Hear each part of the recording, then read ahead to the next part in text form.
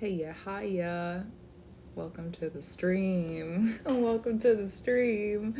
We have, you know what, that's true. Thank you, Spirit. We have some pretty interesting aspects that are coming up in our collective astrology here soon.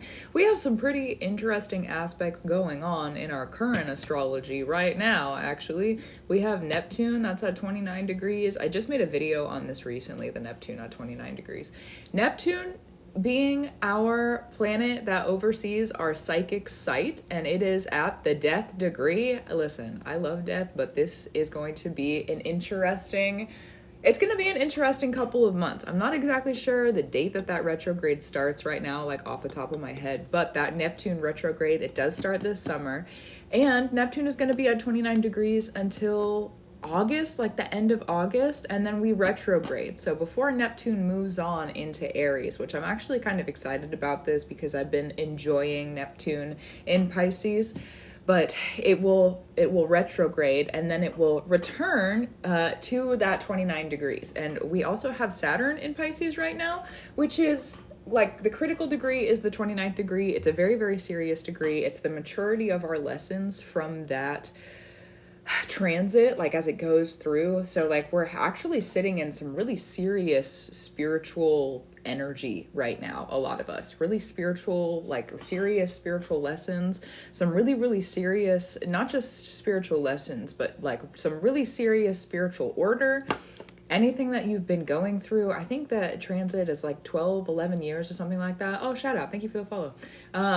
Yeah, I think it's been like 12 or 11 years since that transit has started, since that Neptune and Pisces has started. So a lot of people who are like on the maybe more younger side, or at least like in their spiritual practices on the younger side, we have been under the influence of Neptune and Pisces since our, like, some people use the word awakening, or since a lot of us have started activating a practice.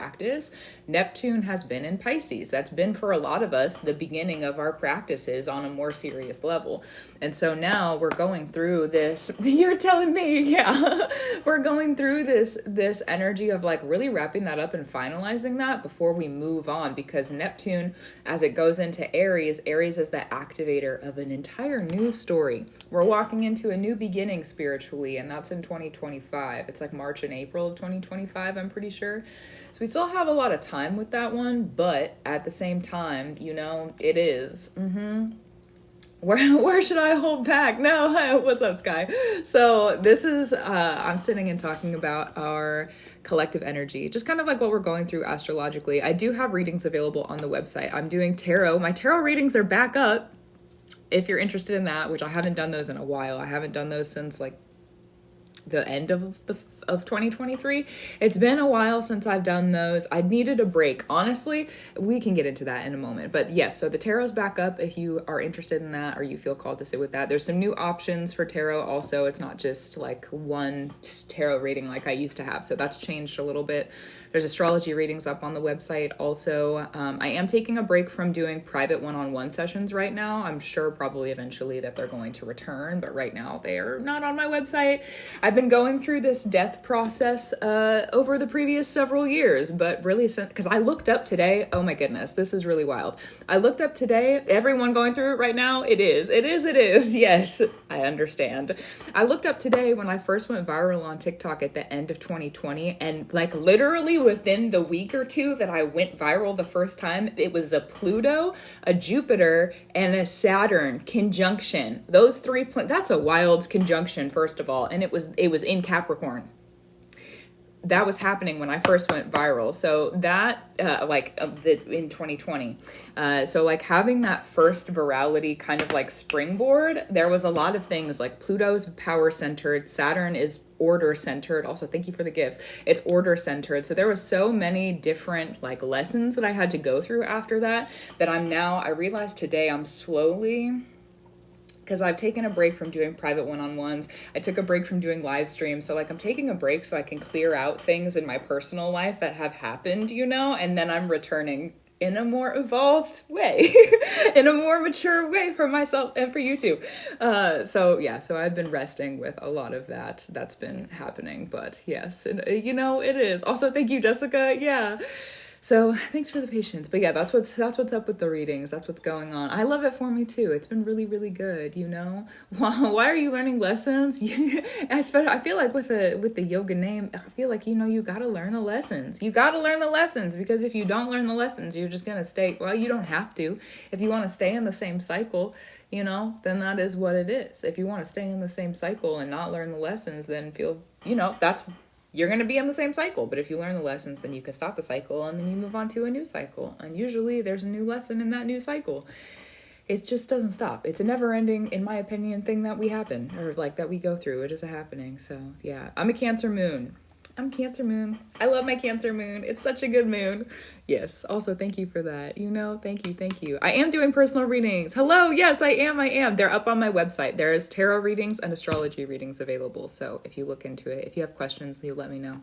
Yeah. Cancer rising. Oh, I love that. I love that for you. I'm actually about to start my entire brand new year astrologically, because your rising sign, if you look at the degree that it's at in the sign that it's in, that when the sun hits that degree on that day, that is when your astrological new year starts over.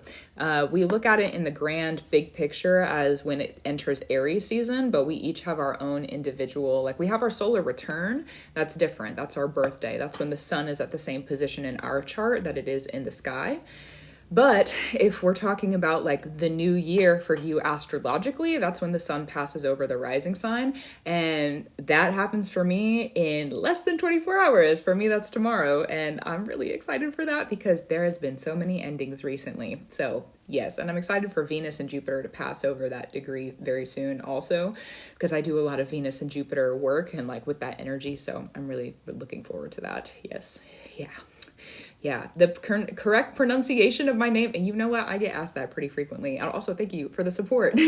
I passed it with the moon goddess. I passed a bus earlier that said, oh, what did it say? Moon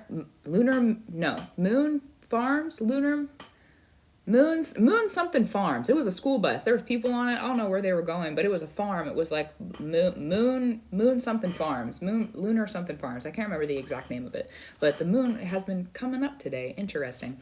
Not just, it's been, and the learning with the school bus, where are we going? We're going to go learn something. Where are we going? The correct pronunciation of my name is Vaqueria Verder. But if you would like to sit in the English articulation, it's Valkyrie is the more English. Vaqueria is like old. That's the very old pronunciation of that. So yeah, that is that, How long have I been doing this today? I literally just started 20 minutes ago, not even that long ago, probably. So I just got on. Yeah, it's been good. It has been good. I've been resting today. I've been resting a lot recently. It's been very needed. I feel like hello to you too, Sunflower. I feel like I've been going through this energy. There's been so many clearings. It's just been clearing and clearing and clearing. And I've been revering the clearing, Thank you. Yes. I've been revering the clearing, and things have needed to be cleared. I have needed to revere the clearing. And in that, as I've been revering the clearing, it's like I get rid of one thing, I rest, and then I'm able to receive, and then I get rid of it, and and it's been big clearings too. It hasn't just been, when is it ever, I feel like, at least for me on a personal level, it's not ever small. Usually it's really grand, because the way that I sit in my life, everything is go big or go home. So of course, if I'm going to be sitting in the clearings, hey yo, what's up, Vine Views? If I'm going to be sitting in the clearings, then it's going to be cleared in a big way. And that's just what it is. So, hello to you too. Oh, from Trinidad, what's up? Hello. Yes. Is your rising sign an air sign? Yes, I have a Gemini rising. I love my Gemini rising, honestly, Yeah, I love my Gemini rising. It's a good one. Thank you. Yes, you're welcome. Thank you. Scorpio rising. I'm a Scorpio sun and Mercury. Shout out to that. I love Scorpio energy. And I found this circle in my chart recently too, where I go from, if you can figure out, because how do I explain this?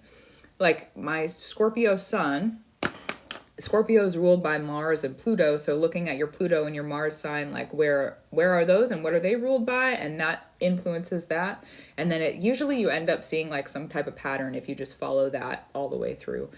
some extra homework if you wanted to follow the pattern of what your planets are ruled by.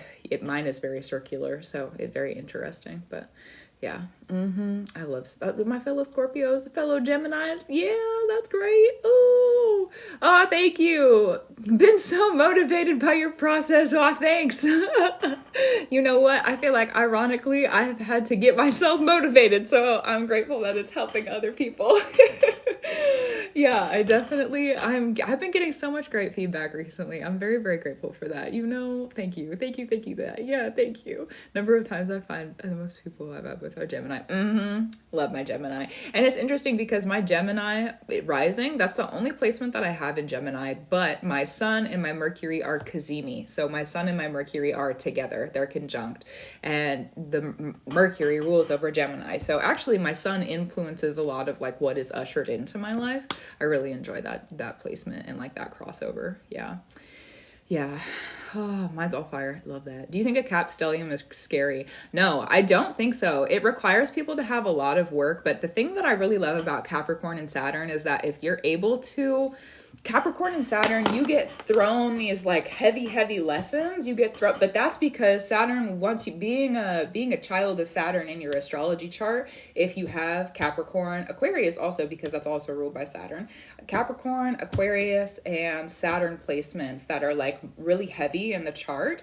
The reason that you get thrown so many big lessons and you have to like grow up, you have to grow up out of it. You have to learn the lesson and like learn not to stress through it and create new order for yourself. Because then what happens if someone else, the reason that that's set up that way, Saturn is the father. And so Saturn being that father figure wants to make sure that you're going to be protected. And the way that Saturn protects is to make sure that you understand every single one of the lessons that you need to before things really go to expand or you walk into a new energy, because Jupiter is expansion. Jupiter is a son of Saturn, or like the sun, Saturn being the father of Jupiter. So there's this process of like, we need to learn how to, and people talk about like karmic debts and like the karmic energy also when it comes to Saturn. And that's another reason that Saturn throws a whole bunch of those lessons at you, is because Saturn wants you to go through those lessons to figure out how you're going to handle those situations, so that if you're going to go through an area or arena where there's other people around you who are going to mess with you and you've already been through the lesson, Saturn is able to pretty much handle them for you and make sure that your ground is covered, even if you have to do work in the physical to correct some things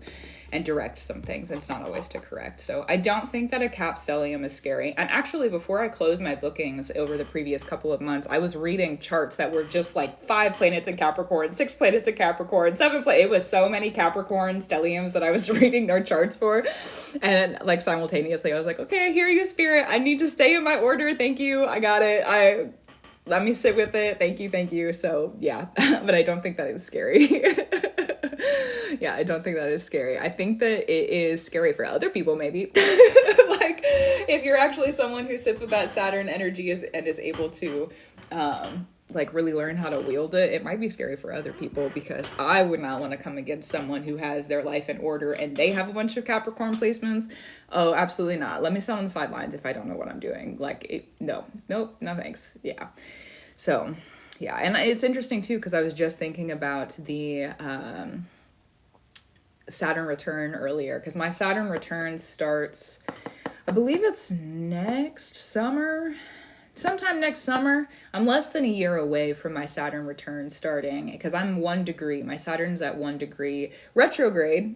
It's retrograde. Saturn 1 degree in Aries.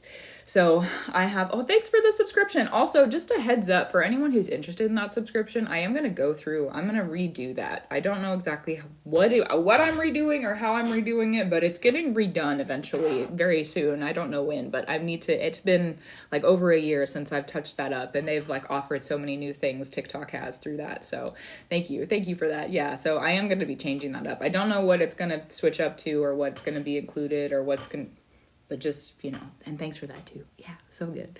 But yeah, I was just thinking about the Saturn return, because there is a moment like in previous years where the spirits in my practice were letting me know, like, this is your Saturn return. Like, you're going through the hard stuff right now, where I was a couple years ago.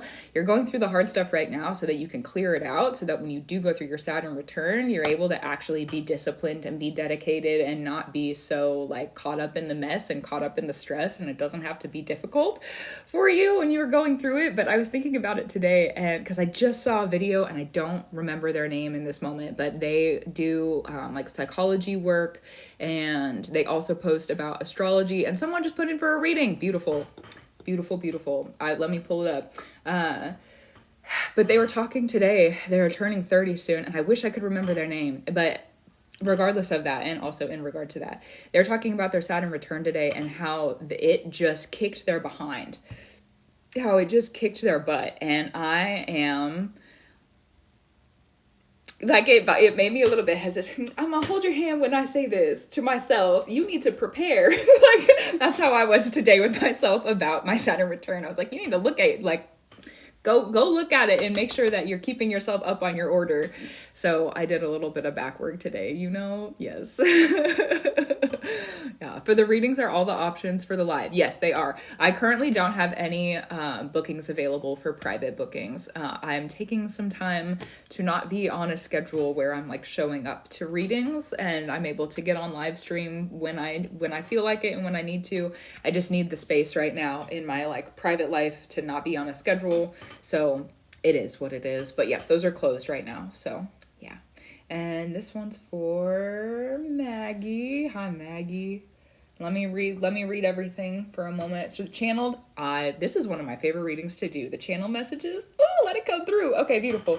So it's challenging. Okay, beautiful. Let me sit up. Let me get up. Let me sit up. Friendships, relationships. Not quite finding where I fit in. In my own zone often. Analyze my life a lot. Curious what I can embrace. Embrace. I love that. That's a word that I sit with too. So beautiful. Thank you for that. Look out for or change to ensure a better future for myself and my relationships. Thank you so much. You are so welcome. Thank you too. Thank you too. Wow. Okay, beautiful. Maggie, will you send me a message in the chat just to let me know that you are in the space if you had. This is Maggie. Okay, beautiful. Yes, beautiful. Thank you. Thank you. Okay, beautiful.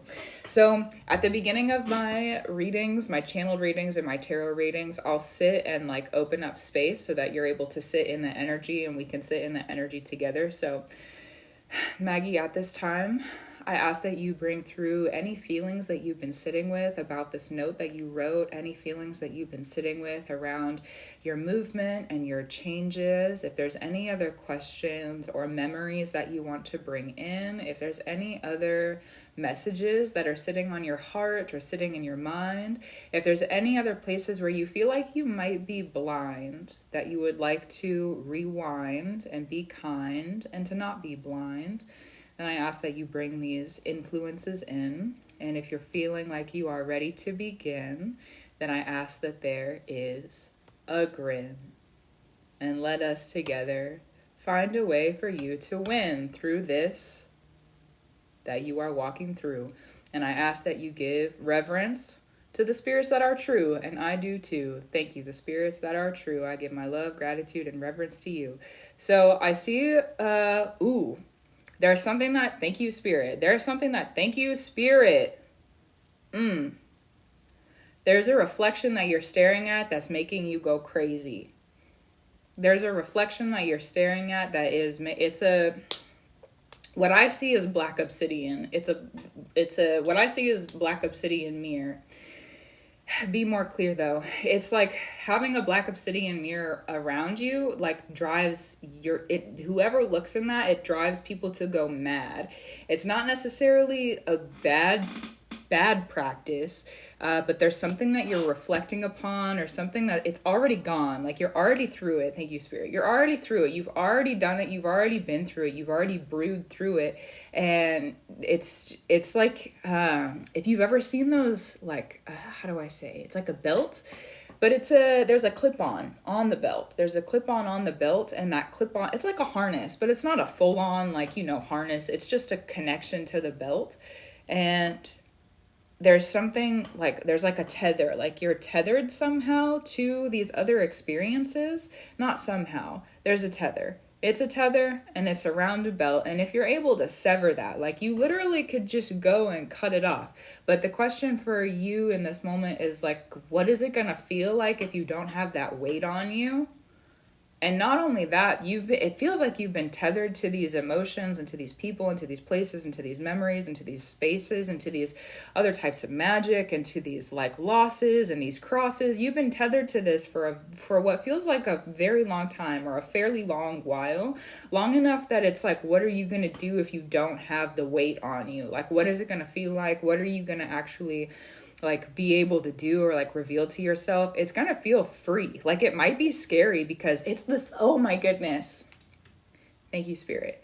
The story, if you've ever heard the story about the baby elephant, where just went through a hard relationship and moved past, but I'm still in an energy. Beautiful. So let's continue to move through then, because if you've ever heard the story about the baby elephant, where they tie a rope to the baby elephant, either like the baby elephant's foot or the tail or something, and when it's a baby, it wants to like run off and go do things, but there's a rope, there's like a tether, and so they're able to pull it back in because it's a baby. And then they do that for the entire life of the elephant. And then when the elephant is older and bigger and could run away, it's strong enough and big enough that the rope would break, it'd pull the person over.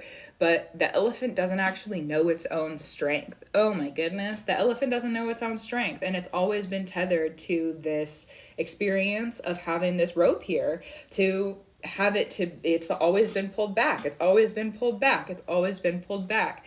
And it's crazy to think. It really is. It's a crazy thing to think like, oh, we can exist without that rope. We can exist without this tether holding us back, because that means that we would have to accept, like sit in the acceptance of the fact that we were held back. We would then have to accept that this thing that we were tethered to for however long we were tethered to it has been holding us back, and to take the accountability and the responsibility for ourselves in that situation, and also give ourselves forgiveness. To give yourself forgiveness for allowing yourself to be tethered is a really important thing, because if you, at some point, a baby is innocent. That baby elephant doesn't know any better. This is going to make me cry. That baby elephant doesn't know any better. You probably didn't know any better when this tether began through these experiences and these relationships. You probably didn't know any better. You probably just thought that that's where you were supposed to be, and that's what you were supposed to be doing, and that's what you were choosing to do. We all have an innocence to us. If you are living, there is innocence in your life, because we are living. And so even though we may not be children, we may not be like actual tiny little babies anymore, but if you think about the big old spirits that exist, we are babies. We are tiny little babies on this earth compared to the spirits that have created the earth and the spirits that have been here for thousands and thousands of years. Like, we are babies to them comparatively. So, and that's true. For some of us, we have been ushered through those spirits to be actual children in our practices of those spirits. And that's a really beautiful thing. So in this situation of like still being tethered to this, you don't even necessarily have to like cut off the tether. You could just take the belt off. Like, maybe you don't even need the belt anymore. It's going to feel different, and you're probably going to feel sore.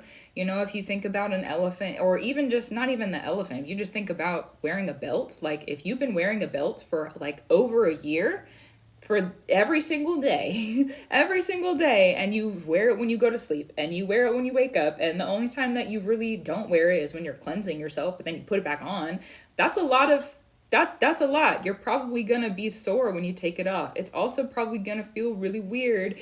Like, if you've ever carried something really heavy for a while, and then you put it down, and it's not there anymore, you feel a little off balance. You feel a little off kilter. You feel a little bit like, whoa, gotta get my legs under me again, because there's not, like, you've developed all this muscle that now just isn't really necessary. So like, if you needed to prove yourself strong,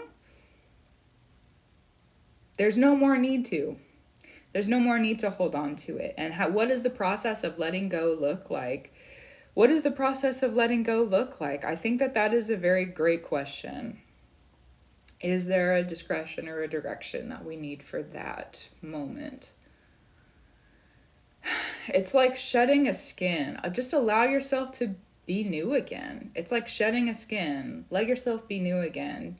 If you're asking yourself to move forward, which is something that my spiritual elder has been speaking about recently, Mother N, she's been speaking about, because that's something that Spirit has been saying to her, is that if we're to move, like the way that we let go is to move forward. And she spoke that to me the other day too, and that's been helping me through some things also. That's really what it is like sometimes we have to shed our skin. Like, what does the snake do after it sheds its skin? It just keeps living. It just keeps going. It just keeps growing and going, and it's new. It's brand new.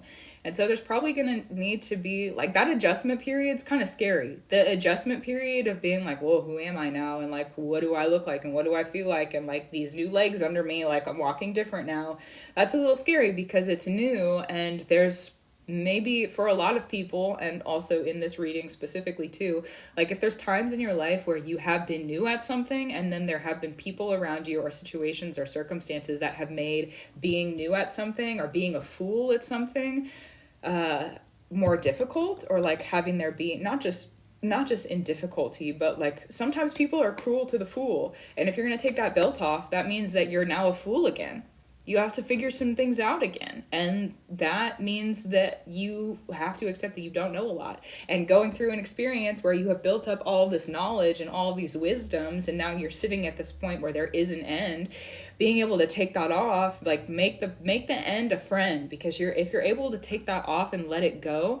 And also the person who's on the other side of that tether is not your responsibility, because like you've been dragging them with you. You have been advancing, and you have been, it's like those weight belts that people, where you see them like run and they have this weight behind them. That's what this is. You have been pulling this weight behind you of a person that you're tethered to, and they have been moving along in life because you have been advancing. They've literally been able to sit and do nothing, and they have been able to gain benefit because of the work that you do. No longer should that be. Let yourself be done with it. Let yourself be through with it. Because if you let yourself be done with it, thank you, Spirit, revere it. Yes, if you let yourself be done with it and through with it, then you are removing yourself from a cycle where you're doing work for free. Let yourself be done. Let yourself be free of that, literally. Let yourself be free of it. You are worth more than that. You are worth more than doing work for free and dragging somebody along who hasn't earned it, who hasn't maybe sat in the deserving energy of it. It's a learning curve.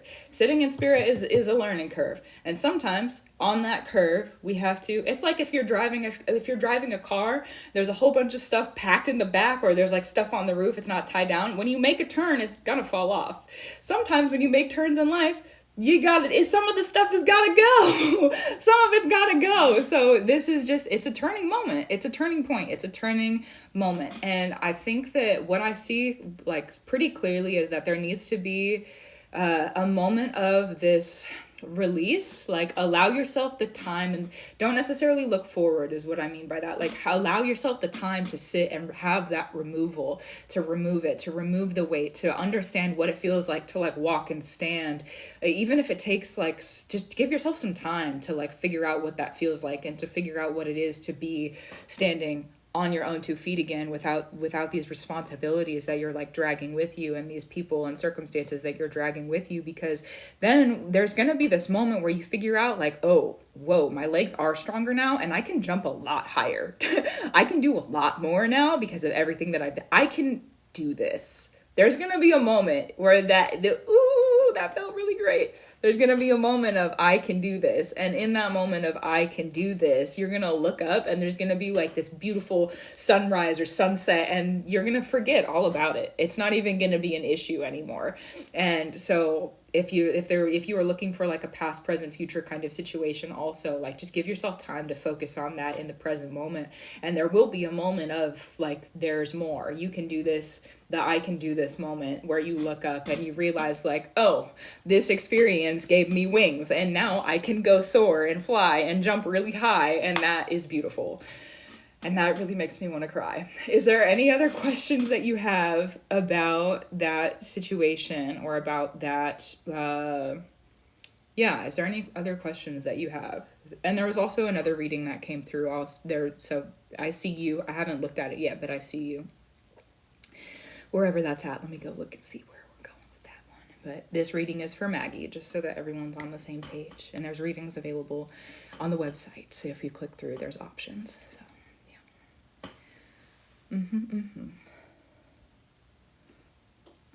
Also, the next one is for William. For William, yes, yeah. So, but for now, we're gonna sit with Maggie. We're gonna finish up Maggie's reading.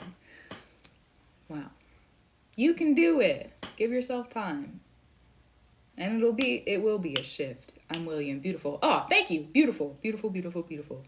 Yes, resonating with all of this. Thank you. But I go by Ash. Okay, thank you for the information. Thank you. I don't think I have any specific questions at the moment. Beautiful. All right, well, let me sit and see if there's anything else that needs to come through before I close the reading, because I want to make sure that I'm like succinct and in the fullness of the interpretation that I need to sit in for you.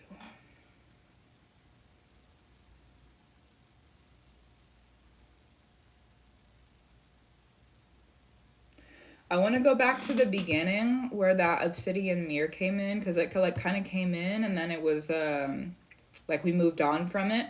Don't stare at things that make you feel crazy. If you start to look, it could just be mental. If you start to look at something, it could be a memory. It could be scrolling through TikTok. It could be a show. It could be a conversation or like a text message. It could be anything. It could be anything. If you start to like receive the information, we're also in Gemini season, which has to do with the receiving of information. So if you start to receive that information and in receiving that information, that's true. Thank you, Spirit. In receiving that information, if there's this moment where you can feel yourself go into a space that you don't agree with or you don't like, there's like that kind of like that, the going mad type of feeling, allow yourself a separation from it. And what do I mean by separation? Like, don't just like turn and like, if you need to delete a conversation off of your phone, do it. If you need to like close TikTok and leave it alone for a moment, I had to do that earlier too. There's a couple videos in a row that came through and I was like, I didn't want to know any of this. This is not where I'm meant to be right now. Let me put this away. Let me put it over here. So if there's ever that type of energy that comes through and you're seeing like it's a reflection that's not true. That's really what it is. Because if you're seeing a reflection that's not true, that's where we start to go a little bit like, because naturally as humans, we like to find what is like reflective of our truth as individuals. We like to center ourselves in conversations because as a human, we are in our body as an individual. And so it's just like a natural thing that most humans do. So if you find a reflection that's not actually true for you and you're not able to truthfully center in that reflection of receiving that information, allow removal of that. Don't sit with it how you need to, or like sit with something else. Reflect with yourself, go sit with something else, but don't sit in that because it'll just continue that process of the maddening, which you don't need. There's so many other beautiful things from the other space that came through. So focus on that. That's far more true, and allow those to be removed from you. So yes. Okay. I'm going to do one more check-in. Maggie, do you have any questions before we close it out? I feel fairly good about everything that's come through. Yeah, but I want to check back in before we're done. And then after that, William, Ash. Apologies, my bad. Sorry about that. Ash, yes. And thank you for the patience of that correction as well.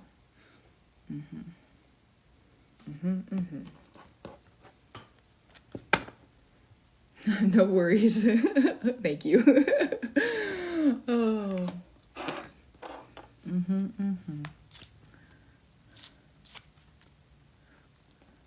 And for anyone else who's interested in readings, they are available on the website. And if you have questions, let me know. Yes. Beautiful. So good. Oh, thank you. Oh, I think one of your messages didn't come through. But you know what? If you feel like you'll figure it out through the process, then trust in that. Trust in yourself. Sometimes we need to, and that's one thing that I've learned about being in spirit is sometimes you have to be blind to it, because the way that you figure out how to not be blind to it is a part of the process, because that tool is super important as someone who sits in the spirit. Ooh, let's talk about that before we finish. Hold on. Important, the changing of my current friendships. Oh, and how I show up. Beautiful. Let's talk about blindness. I feel like that's important, and I feel like that's what needs to be talked about in this moment. Because if you truly are like, you're sitting in, because even you said, what'd you say? You'll figure it out through the process. Like, learning how you work through the spirit to unblind yourself is so important. Learning your order of how you're working through those different situations. Also, someone just sent through for an order. I see you. Just in validation of that. If there's something that you're working through and you're like asking questions, because you know in the comments that you sent, you said that you'll figure it out through the process, and that is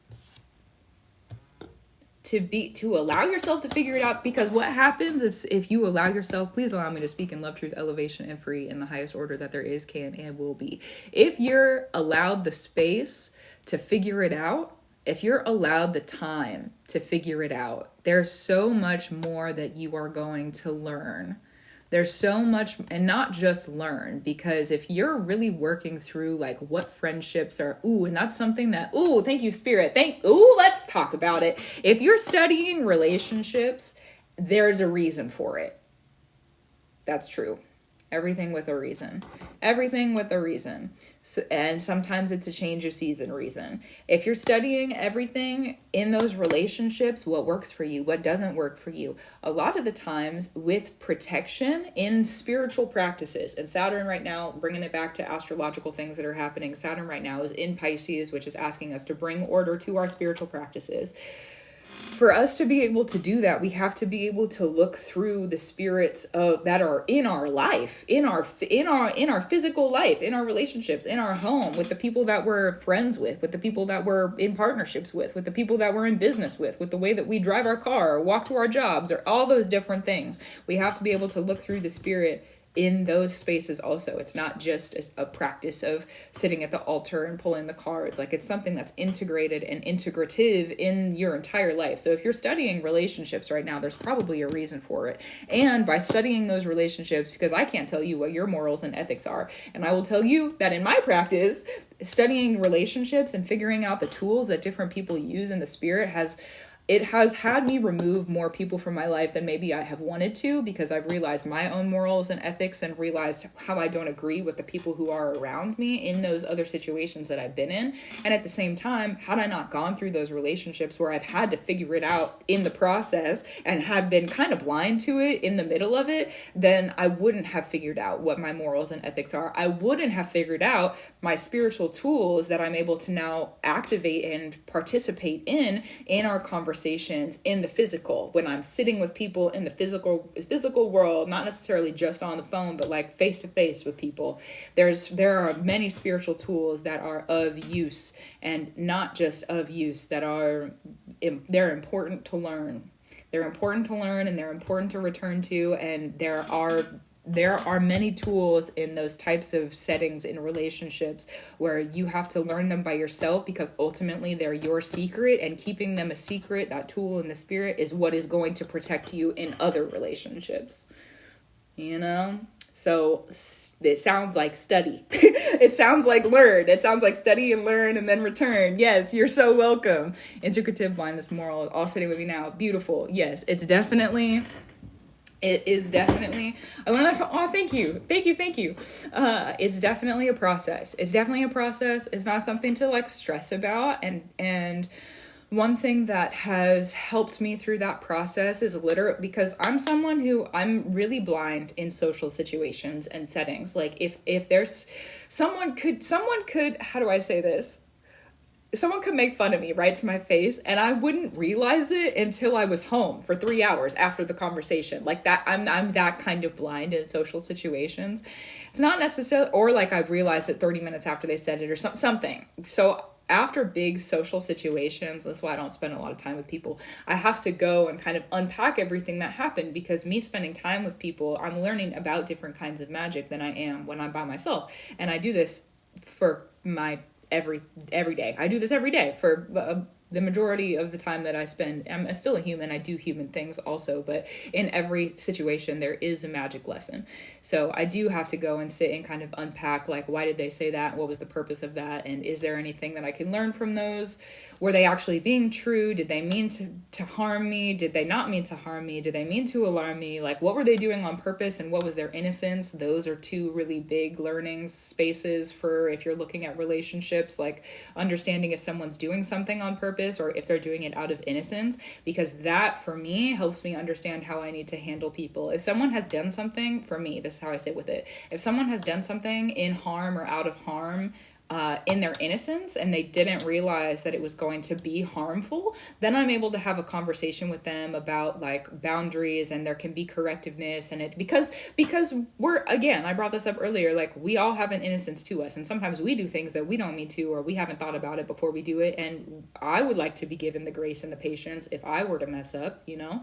So I go and sit and discern and learn, because there's some people in the world who are just cruel. But you have to be able to discern between the two, and also be able to discern between who's lying to you and who's not, and how are you going to handle those situations if they show up. So that's the other thing I'll say about it too, is like learning to discern between those two is really, really important. So I'll go ahead and call it through. May everything that has been spoken, may it not be broken, in love, truth, elevation, and free, in the highest order that there is, can, and will be. And may you receive everything that you need to in love, truth, elevation, and free, in the highest order that there is, can, and will be. And thank you for booking with me. I give my gratitude, reverence, and love to you. Thank you for the support coming through. Thank you, thank you, thank you. Yes. Oh, so good. So Ash is up next. There was another one that came through also. So let me go and update the list that we have going right now to see what is happening. And also just an update for everyone. So I'm right now not taking my bookings on my private booking, not like no one-on-ones, no private bookings right now, because that's just what I need. I need the space, I need the time, I need a little bit of rest in my life. So I'm going to do that and not be super stressed about what's going on. And then what's the other update? Oh yes, there's bookings available for the live stream if you're interested in readings. So Ash is up next. We have a one question, beautiful. And let's look. Background information, project you're currently working on, and calling. Okay, beautiful. So project, calling, they go together then. Project and calling. Project and calling.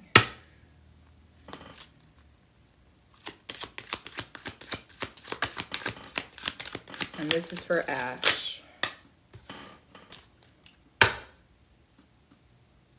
There's a curse that needs reversed. You are not the curse. And there is a reverse. You are not the curse. You are not the curse, and there is a reverse. You are not the curse. Sometimes especially people who are called to go through, this might get a little deeper and darker, but on a space of like intimacy, not necessarily in the, sometimes the dark, we'll leave that be. You're not the curse. A lot of people, myself included, who are called to be in the spirit. I'm a Scorpio too, shout out to you. A lot of people, oh yeah, the darkness and the deepness, I understand. A lot of people who are called to sit in the spirit and to walk in the spirit and to be in the spirit and to be someone who is powerful in the spirit. Of course, for your entire life, there's going to be, if you're born powerful, think about this. If you're born with a power that other people maybe don't have, if you're born with a sight, an ability of sight that other people maybe don't have, if you're born with gifts and talents and skills because of your spirit's previous prior work, because there's many reasons that can happen, that other people maybe don't have, then it would make sense that for a majority of your lifetime, there have been people who were convincing you that you were the problem when really you were sitting in your calling in spirit. to say something about someone harming you, to correct someone, to point out a situation that wasn't right, that you felt was wrong. There's not anything wrong with being strong. And people who are born strong in the spirit for most of their life are convinced that they are wrong for being strong, because people who walk in the spirit and talk in the spirit and sit in the spirit and have a calling are called in the spirit.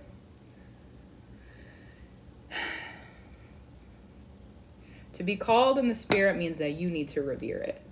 It's not anybody else's job to revere your calling in the spirit. And there's sometimes a lot of different, let me put these down. There's sometimes a lot of different battles that you may go through to grow through them. Battles that you go through to grow through them. Because if there's people around you telling you that you're wrong, then you have to become stronger than they're wrong. And that's just this evolutionary process of realizing that there's a wrongness around you. And when you're stronger than that wrongness, that really like not only creates new order for you, but it creates new order for the people that are around you. And that's a big responsibility to sit in. It's a big responsibility to sit in. So remind yourself as you're sitting in your work in the spirit, because everyone's work in the spirit is different. We all say in different callings. We're all called in spirit for different reasons and for different purposes. So if you're sitting in the spirit, and thank you, spirit, for your love. If you're sitting in the spirit and you are sitting in your calling, and you're feeling like you're wrong, one of the things that there's two different ways that I personally handle these situations in simplicity, because you could also apply your different spiritual gifts to help you out in this situation. So I'm going to give like simple fundamentals and then expand upon them as you need to. One of them is to trace back to the origin. And this is more of like a trauma-informed way to handle this situation. But if you were to be able, so like if you're sitting in your calling and you're working and suddenly you kind of feel like, maybe I'm wrong. Maybe I'm doing this because I am crazy, or there's so many different narratives that can come in. I don't want to say that again. There's so many different narratives that can come in. If you're able to trace back to an origin of, maybe it's because your parents said something to you when you were young that like you're reminded of that in that situation where you're sitting in your calling, or there was kids at school who are making fun of you, or there's so many other different ways that can happen. There's so many other different ways that can show up. Sometimes it helps to find the origin so that you can remember it and then remove it. Sometimes though, there's not an origin and it's just an energy that's around you convincing you that you're incorrect. And that is when the more affirmative, positive needs to come in of like, you have to sit in the strength. You have to sit in the strength. Sometimes the strength is length to go and return to and remember, but sometimes the strength is here. Sometimes they go together. That's also true. Sometimes the strength is right now, right here. No, I am meant to be here. I am meant to be here. I'm not the curse. I am the cure. I've been saying that to myself also. I'm not the curse. I am the cure. Because you are the cure. Who has healed you in the spirit? Probably you have. It's probably been you. So if you need to remind yourself of the work you've already done also, yes, good for you.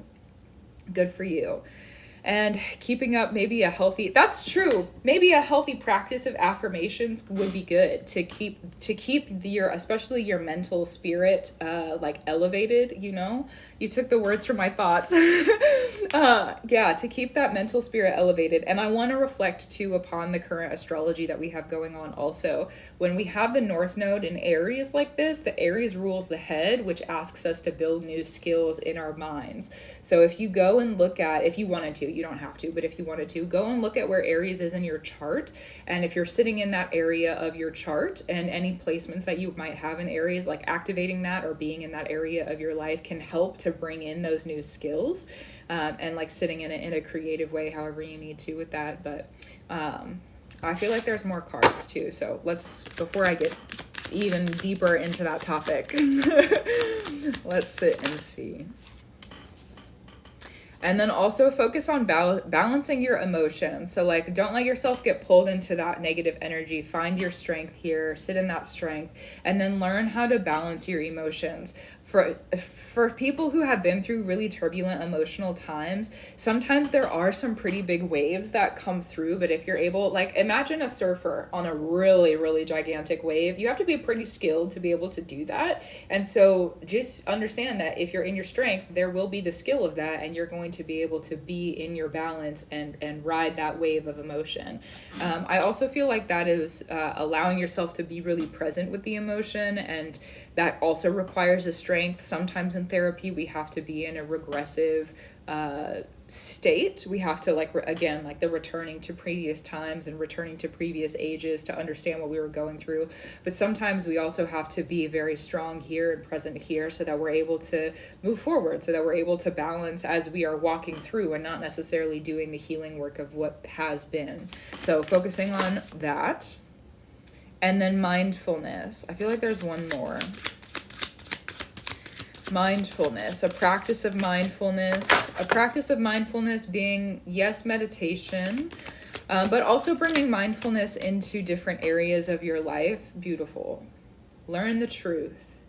And there's no one who can give you your truth except for you. There's no one who can give you your truth except for you. Spirit can help you through. That's true. There's no one who can give you the truth except for you. So, mindfulness, a practice of mindfulness, meditation. If you need to journal, being mindful while you're making your food, being mindful while you're cleansing, being mindful while you're walking, being mindfulness. Bring in mindfulness into your life. And there's also sacred geometry on this one. So if you're needing to do, like, that reminds me of like guided meditations and sitting in guided meditations, like you're allowed to receive help for those types of literally recently, actually, there's a type, I'm not super knowledgeable on herbs. There's many types of magic that I am knowledgeable in and like have been specialized in, but herbs are not necessarily one of those types of magic. And I had to ask for help. So, and they were wonderful. The person I asked for help for, they knew exactly what I needed, and like it was a beautiful thing. So if you need to ask for help during that time of mindfulness, definitely allow yourself to receive that. Sometimes we need to sit with our own mind, and sometimes we need to have the support to be able to sit in the mindfulness. So also being able to discern between the two is also a practice of mindfulness. I also feel this practice of mindfulness is not just about your mind, but it's also about your I prefer the binary, beautiful, yes. It's also about your body connection too. So like being mindful of how your body feels and being mindful about your environment too. Like being mindful about the physical, not just being mindful about the mind, because they are together. Being mindful about the mind and also being mindful about the body. And they do work together. The spirit of the head and the spirit of the body work together. And so if you're able to understand their connection, that's a really big protection and can create redirection for other, if there were to be like things that could come against you, or spirits, energies that could come against you, understanding the mindful connection between the two of those is very, very helpful. And then the other one that has come up is overcome fear. So I feel like that connection, because that's kind of a transition into this, I feel like that connection of the mind and the body is going to help with the overcoming of fear. If you need to, I feel like for this one, you need to spend more time in the mindfulness in the dark. Not necessarily mindfulness in the dark and in the shadow. That's beautiful. Having more mindfulness in the dark and in the shadow, because here there's a flame in the middle here, and I feel like that, like if you look at this, there's a protection around. The flame is protected. The wind's probably not going to blow it out if there's walls up there. More shadow work. What it feels like to me is like being the flame, being this fire in the darkness, or like allowing yourself to, let's think higher. Okay, thank you, Spirit. If you're sitting in the darkness, where is the light in you? That's going to help you overcome fear. Sometimes we need to learn how to navigate in the shadows without any light. And a lot of the times that's what we call our shadow work, is to go into the darkness and go into the depths and to understand the darkness for its darkness, to understand the shadows for the shadow, to understand that for what it is. And sometimes we need to be the ones who are walking in the darkness, and we have the flame with us. We have the flame here, because what happens if you're walking in the darkness and you have the flame, instead of looking at the shadow and realizing that's a shadow and understanding what the shadow is, if you have the flame, the shadow becomes it lights up. It's not a shadow anymore. It's actually an object. Like, you realize, oh, that's actually what that is. It's not just a shadow. It's, you're bringing the illumination to it. And by doing that, you're overcoming the fear. So, because a lot of the times if you're in the dark for a long time, thank you, Spirit, because this kind of came up in the previous reading also. So this is kind of a theme that we're working with tonight, I feel like, is that if you're in the darkness for a long time, if you're like staring at the darkness and understanding the darkness for what it is for a long time, you could start to go a little bit like, and for some of us, that's true on like a bigger level, because that's not just coming through for one person. It's been more than one person that energy is coming through for. So if you've been in that, Spirit has needed you to be able to work through those shadows as you need to. But now it's time to reground in the physical, to no longer have to walk through the shadows without any light, to no longer, I gotta prove to TikTok I'm a human being. Hold on, thank you. All right, beautiful. So if you're on for, I don't like more than an hour or something like that, I have to just prove that I'm not a robot. So that's what that was. But if you've been in the darkness for a while, if you've been in that darkness and then there's a lot of things, like you have to learn how to navigate in the shapeshifter shadow world and to not go completely mad. It takes, first of all, a lot of bravery, a lot of strength. It takes a lot for a person to go through that and come out the other side. And now, we also in the shadows too, you have to learn how to hide. You have to learn how to like step aside, and you have to learn how to be a shapeshifter if you're going to be in the shadows without a lot of light around you. And for a lot of us, that's a skill that we've had to build over the previous years, especially with the South Node that was in Scorpio, going through that big process of death and rebirth, transformation. And now we're on the other side of that fully astrologically. So focusing on, instead of having to like warp your mind and warping that perspective to find a way that makes you not blind, and just shed a light on it. Just bring a light on it. Last year's eclipse season was rough. I understand. Yeah, I understand. Just shed a light on it, instead of having that, like, if you find yourself moving in that kind of like shapeshifter energy that you've become very familiar with, is what it feels like, the familiarity of that. Yeah, then just shed a light on it. Just remind yourself the affirmations. You said you've been working with the positivity recently. So like, just remind yourself, like, you can just look directly at it. I've been having to remind myself that recently too. You can just look directly at it. You can look directly at it. You don't have to blind yourself from it. You don't have to not look at it to be protected. You can look directly at it. And fear is a very, in my opinion, interesting being, because I am going to put these up now. Fear is an interesting being because, in my opinion, because fear, a lot of the times, and this is how I'm going to wrap up the reading. Fear, in my opinion, is, if we run from it, like our primal instinct, our instinct as an animal, like a primal being, is we feel fear, get out. We're running or we're fighting. There's other responses too, but those generally are the two. And so fear, if you step into the primal aspect of it, it's activated, you step into the primal aspect of it, then there's more fear. You create more fear and you feed the fear. But if you're able to see very clearly, like, oh, this is fear. I'm acting like this because there's fear around. And that takes discernment. You have to learn yourself. I've had to learn myself in that also. But it's been a really good lesson, because then if you realize and recognize, like, oh, I'm acting a little strange because I'm afraid. What am I afraid of? Oh, it's this. And then if you're able to sit and face that fear instead of sitting in that more primal aspect of it, then you face it and it reaches you with the information that it needs to. Fear is there to bring you a lesson. Fear is there to bring you a teaching or a reaching. If you allow fear to reach you with the information, then you can receive fear's offering.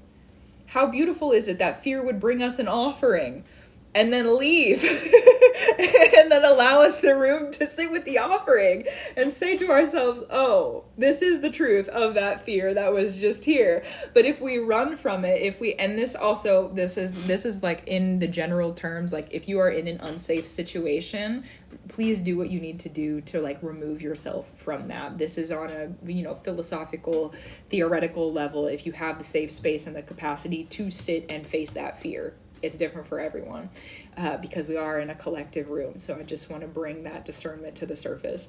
But if you do have the capacity to be able to turn and look at that fear and receive the offering, because myself included, for a long time I was running. I said, I don't see that.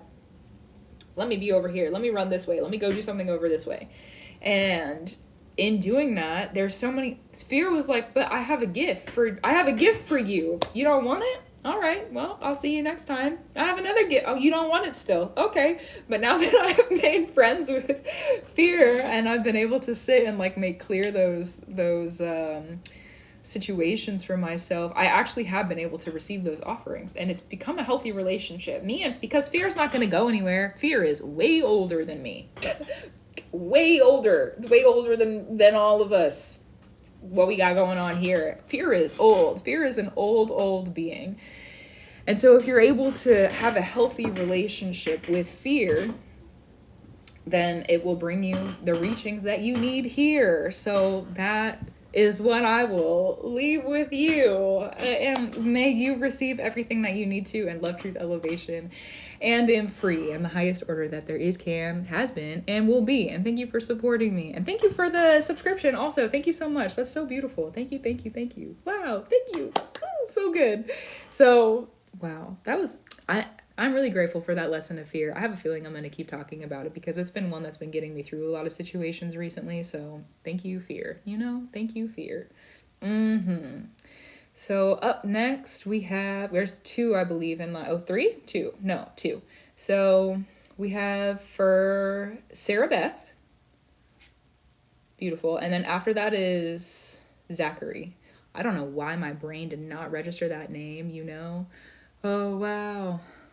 I'm on the right calling. Yes. If you feel that you are, then grow through it. If you feel that you are, then grow through it. That's what it needs to be. That's what it needs to be. Yeah.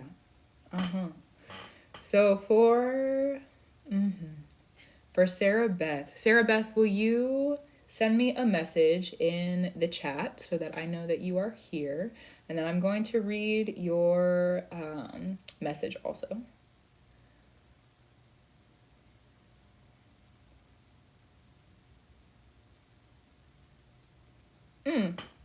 That's a beautiful question. Hello to you. Cancer heavy.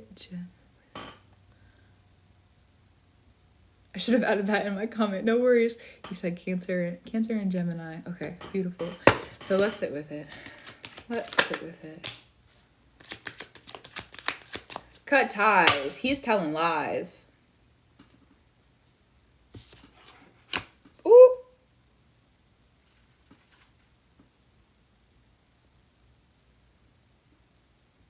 Or they're telling lies. There's another one too. Defense. Be on the defense. Be on the defense and cut ties.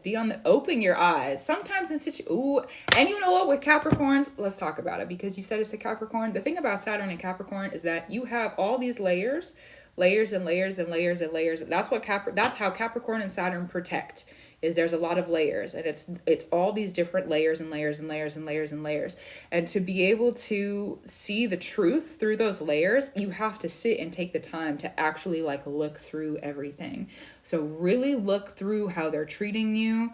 Really look through why you want more attachment. Sit and allow yourself to, if you need to sit and meditate on it, if you need to sit and And it might not be the person, it could be like aspects or regards to the relationship, but there's something that you need defense from, and there's something that you need to cut ties with, or there's multiple the cutting of the ties. I just see like they're like, open your eyes. There's something you need to open your eyes to, something about the way that they're treating you, something about the way that they're speaking, something about your fundamentals that you want in a relationship. If they're not already offering that to you, if you're going to ask them for more, then be sure, because if you're gonna, thank you spirit, if you're gonna be asking, thank you spirit, if you're gonna be asking them for more and they're not already giving it to you, then you're asking to change that person. Not just change. Oh, thank you, change. Not just change. It's not just change. It's not just rearrange. You're asking for something that they're not willing to give you already. You're asking for something, which means then you're asking to bend their will. So there's something you need to open your eyes to, but I feel like there's more cards to come through.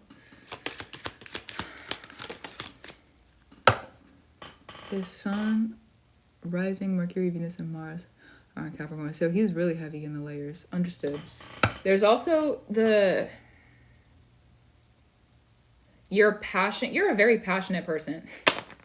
And you know what? I love that about passionate people. Don't lose that. Keep that. Don't lose that. Don't lose that for yourself. And willpower, wow. This is about your willpower. Because one of the things, I don't know your age or how old you are, but one of the things that I've learned through the years about being in different relationships, especially being in relationships with people who are heavy on like Capricorn energy, one of the things I've realized through the years is that it doesn't matter how much you love a person.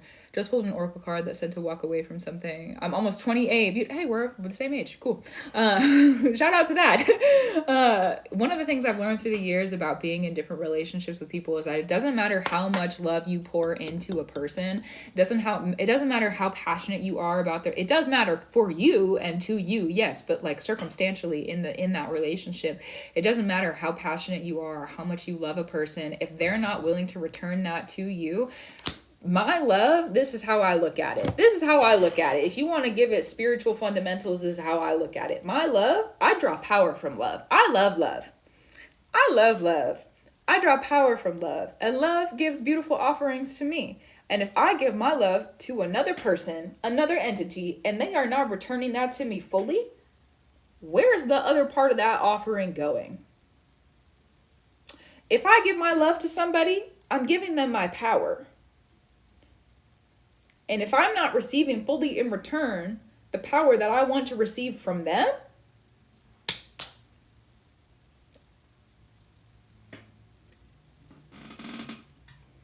keep it over there. I'm not going to share anymore, because for me on a personal level, I'll talk about my experience. I work a lot of different kinds of magic. I know that I sit in importance in the spirit. I know that I have a lot of power that I sit in. And this is also, the bottom is about your willpower. It's about your willpower. Not cowering in the willpower. Like, you are powerful. And when you love someone, you give your power to them. When you love someone, you are offering your life force to them. I'm also a 12th houser. My son, the 12th house. That's a sometimes a rough house. My sun and inner planets are in the 12th. Are you, what rules your 12th house? Just as I'm interested in it. It might help. For Elena, hello. There are offerings of readings on the website. There's more, how do I say? There's different offerings. There's different types of readings that you can get. So there's more information on the website. Yeah. Gemini. So Jupiter is transiting now, I believe. Yeah. Ooh, my Jupiter just got done transiting my 12th house. Not fun for me. That's a big one. That's a big transit. Because what happens is, like, things that you've expanded are leaving your life when Jupiter transits the 12th house, so that you can make more room for more expansion in your next, like, 11-ish, 12 years as Jupiter moves through the rest of your chart. So,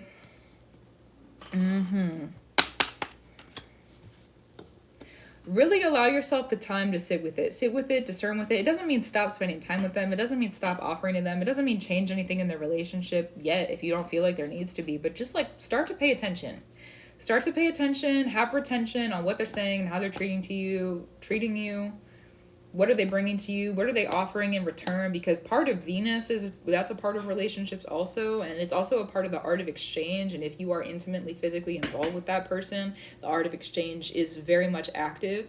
And what do I mean by the art of exchange? I have this thing, you have this thing, let's trade. And there's a contract that binds it. That's the art of exchange. And that's why I don't give my love to people. That's true. That's the 8th house. That's why I don't give my love, and Scorpio. That's why I don't give my, thank you, Spirit. Yes. That's why I don't give my love to people where I don't have a return coming in, because why would I then offer my love to someone who's not, and be contractually bound in that? Absolutely not. Absolutely not. Absolutely not. No. For me, it has taken time for me to realize that my power is worth more than being in a contractual relationship where I'm offering love and not receiving what I want in return. It feels like there's something grounded that needs to be learned. It also feels cyclical, or like a cycle, like something that could be happening in other relationships that you've been in, or in other aspects of different, thank you for that, in other aspects of other relationships that you've been in. It feels like there's a cycle. It feels like there's some kind of large cycle coming to a close. Something new grows if this cycle you're able to close. Something new grows if this cycle you're able to close. Also, the animals, if these are important for you, the passion card is the deer. The deer, or a buck, it has the horns. So like being really like in your passion and your love. That's again, the passion and the love for you is blocking your ability to see where and how you need to be on defense. So what happens if you are to sit in your space and not give passion and love to it and see it more? Because love with the rose-colored glasses, sometimes that's true. Sometimes it's true. As someone who's really optimistic and hopeful and loving in the world, sometimes I have to sit and take those off also, because the world does not look like that all the time. That's just what it is. And I wish it looked like that all the time. You know what? I wish it did, but it doesn't. So if you're able to sit and just look at things objectively, because one thing that I have learned about healing the heart and healing, one thing I've learned about healing generally speaking, is that if you're able to heal the heart, that also means there needs to be time to heal the mind. And when you heal the mind, that means you have to look and return to different situations, or it could be something that they said or something that they did, and you were able to just kind of forgive it in the moment, or forgive it. Talk about walking away too, because big changes and lessons learned. So if you're able to, so let's talk about, since there's this like resonatory energy between the cards you're pulling and what I have here, let's talk about more of like fundamentals of kind of how to handle that situation, because I feel like that is probably going to be more useful than just continuing to talk about the situation itself. One of the things that I do, so I was talking about healing. If you're able to, so say that you sit and you kind of like take those rose-colored glasses off. You sit and you take off the hope glasses and the passion glasses, and it, like I said, it could have been something they said, or something that they did, or something that there was like a momentary something that happened, and you didn't really think too much of it, but you kind of brush it off. You forgave it. You were like, oh, that person, maybe they didn't mean to do harm in that moment, or maybe they didn't really mean the like impact of that. Or that's kind of how love can be blinding to us, is that we kind of like brush off those small instances. And so if you're able to look at those different things that may have happened in that relationship objectively, and understand where they were coming from, why did they do what they did? Do you actually agree with that? Or do you just love them? And so you were able to remove the disagreement and not really sit too far into it. When we're sitting in the healing and like breaking down of situations, it's really important to sit with your feeling, and it's important to have that integration into the body, but it's also important to study the strategies and and not just the strategies, but the intentions of other people, and what with their intention did they activate. And that takes a lot of sitting and thinking. It takes a lot of time to just sit and think about why they did what they did, and did they mean to do it. I was talking about this earlier in another reading too, about like discerning whether or not they were innocent, or if they like discerning between innocence and someone who was actually in an energy that was purposeful. Because sometimes, and I said this earlier, I'm gonna say it again, sometimes we're humans, sometimes we mess up. And if you're able to discern between the people who did that out of innocence and the people who are doing that because of cruelty, then you're able to handle those situations very differently, because I'm going to handle someone who's being cruel on purpose very differently than I'm handling someone who didn't mean to hurt me. If I can see that they really didn't mean to hurt me, we're going to sit down and have a conversation and bring light to it. I'm more than happy to be a reacher and a teacher in that moment, to then bring light to the situation and allow if they're able to sit with the lesson, allow there to be forgiveness. I'm not going to forgive somebody if they're not going to do the work. But if they're able to sit with it and correct themselves, then I'm going to forgive them because they didn't mean to do it. But if someone has done it on purpose, and someone is being cruel and harmful on purpose, and I used to have conversations with those people. I don't do that anymore. If you have shown me that you're going to be a harmful person, then clearly we don't need to even discuss it. Clearly we don't need to discuss it, and I'm going to move forward, and I'm going to move on with my life, and you can figure it out for yourself, because my time and my energy are worth more than me pouring more into a person who has already done me harm. I've also sat in the fixer energy in relationships, and I'm worth more than that on my personal reflection in this current moment. So those are my tools for you to sit with and like to sit in the discernment of, and like that's how I've handled situations that have this same type of feeling or energy around them. Before we move through and call it done, do you have any? Because that's kind of serious. This is probably not what you expected. So I just want to make sure that you feel grounded in the information before we call it through. The LOL. Yeah. Yeah. Also, the discernment is the hardest part when you love someone. That's really true. Especially if you're like angry or upset, or like your emotions are also involved, because that involved and evolved is true. It's true. Thank you for that. There's so many gifts that have come through tonight. I'm so grateful for you. Thank you. Also, you're welcome. If you want to join the list for a reading, my list is open currently, and there is more information on my website. So yes, I think our social lives community has social. I think it does too. I think it does too. It does. It has a big impact on us, because that's like people that we're intimately connected to, like people that are a part of our web, people that are a part of our life. Like it's big. That's a big thing, Arizona Moonwater, thank you. Thanks. Yeah, it's a big thing. That's a really, really big thing. I'm very, very, very, very, very, very, very, I didn't used to be this way, but a lot has changed over the previous years. I'm very picky of who I give my energy to. I'm very particular. I'm very, very particular about who I spend my time with, and when I spend my time with them, and how I'm spending my time with them, and what am I offering to them. And I'm like way more recluse than I ever thought I was going to be in my life. And it's very different, because there's a lot of times that I've been I've always wanted to have like a friend group, but I just, in this moment in my life, I'm really not meant to sit in one. And that is very valid. It's just where I am. So, I really connect with your energy. I'm going to get a chart reading soon. Beautiful. Well, that gorgeous. Thank you for that. I will go ahead and I will call this through then. Before I do, just some information for you. You have probably been on and heard this already, but my private bookings, I'm not sitting in private bookings right now. Thanks for the hat. I'm not sitting in private bookings right now. I just need the time in this space to give myself some grace and to go at my own pace, and to not have to like show up for a booked time, and to show up I love showing up for people. It's literally what I do for a living, but I don't have the space and capacity right now to like show up at a particular time on a particular day. And so for now, my readings are just going to be on live stream. So just a heads up for that if you're looking for that booking. So yes, so thank you for that, and may you receive everything that you need to, and love, truth, elevation, and free in the highest order that there is, can, and will be. And thank you for booking with me, and thank you for the support. I'm grateful for you. Thank you for allowing these messages to come through, and good luck to you, because you know what, handling those types of relationships and situations is not always the easiest thing to do. So that, it just is what it is.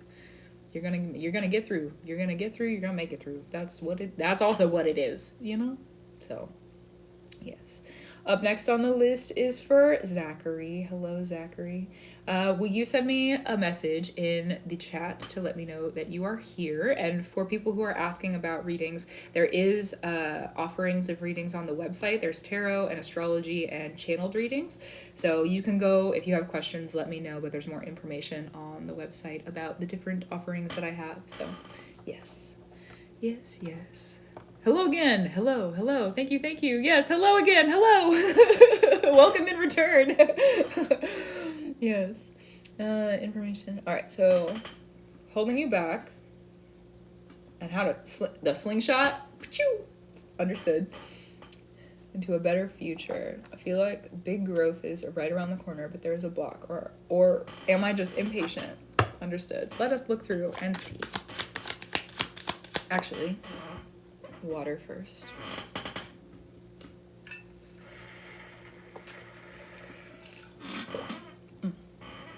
I also probably need to drink more water, honestly.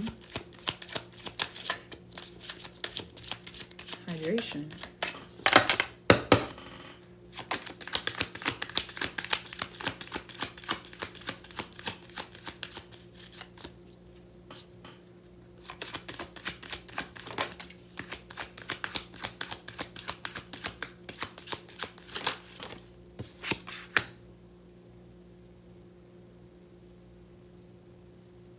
There's two that came out, but I feel like there's a third. But before I pull the third, there needs to be clarity on the two. The first one that came out is Cast Away Negativity, but it's like in a blockage position.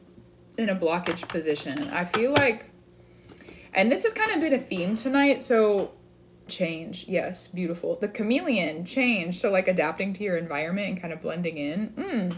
Are you in a new environment, or you want to be in a different environment? Maybe if you start to look like the environment that you want to be in, that will actually be a helpful tool. Because if you look like the environment that you're in and you don't want to be there anymore, looking like the environment, like, you know how they say, like, dress for the job that you want? Like, what is it that, if you start to alter that on your body, if you think about it in spirit, like fundamentals, magic fundamentals, you start to alter where you want to be on your body, then of course it's going to show up in the physical world, in the physical realm. So if you start to alter that on your body, there's the third. Okay, thank you, Spirit. You start to alter that in your body. Maybe it's like you're doing your hair differently, or you're dressing differently, or that just altering that here, showing up here in that change will create the external rearrange as a tip and a tool. Casting away the negativity. There's something, I feel like there's like a rule and a structure. There's like rules and structures in your life that you're like, it's almost like fearful, that you're like afraid of doing away with them, or afraid of removing yourself from those rules and those structures. Because those rules and those structures have kept you safe for a long time. Bye to you too. They've kept you safe for a long time. They've kept you in a protected position. They've kept you, but now it's just a cage. Like, it's keeping you isolated, or it's keeping you not just isolated, it's keeping you, you've outgrown it. And so now that you are in this energy where you've outgrown these rules and these structures and this very firm type of protection, you've grown into a new layer. And have you ever seen the trees where like they're near a fence, or like they have like a fence that has been like wrapped around them somehow? Eventually that tree grows over the fence. But in your situation, if you grow over, like, think about how harmful and probably like uncomfortable that is for the tree. Like, it's gonna grow. It's a tree, you know, it's gonna grow. But in your situation, if you're asking to like remove the blockages, because that's part of the note that you sent in, to remove those blockages and to like help yourself begin again, you have to remove that structure and the order and the particularities of where you were that were helpful. So start a process. It doesn't need to be done like right here, right now. But it looks like a process over a longer period of time, maybe like a couple of months or however long you want to sit with it, really, until you feel like the change is through for you. But sitting and reassessing, like if you notice like why you're doing what you're doing, like do you have a daily structure, a daily order? Do you have a certain way that you dress? Do you have a time schedule? Do you have a schedule for yourself? Do you have certain things that you do on certain days for certain reasons?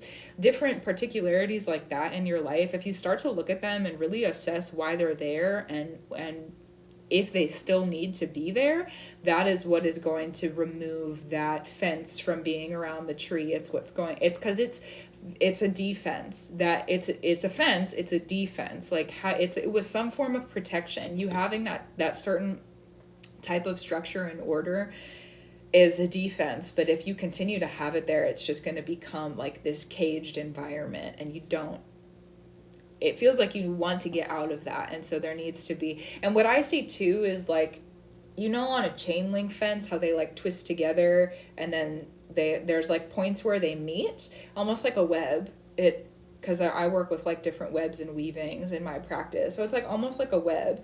And if you're able to like notice for yourself where there's different crossovers, also like how are the different practices that you're kind of reassessing for yourself, how do they integrate? If you're able to undo, because we can't just live like in no structure at all, that is called chaos. And we live in a world where order is a law. Like we have to live in some kind of order.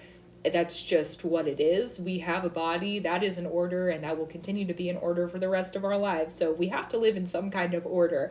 So if you're reassessing these places and you're realizing like why that was there, what are the crossovers, and because what I see is taking like a wire cutter and cutting at the crossovers or cutting like in between, like figure out somehow how to easily cut that structure down so that it's not there. And you're like in deconstruction, like also deconstruction in the sense of like historical deconstruction, or like if you needed to sit with ancestral lineage and ties deconstruction, that might actually be really useful and helpful to sit in deconstruction work.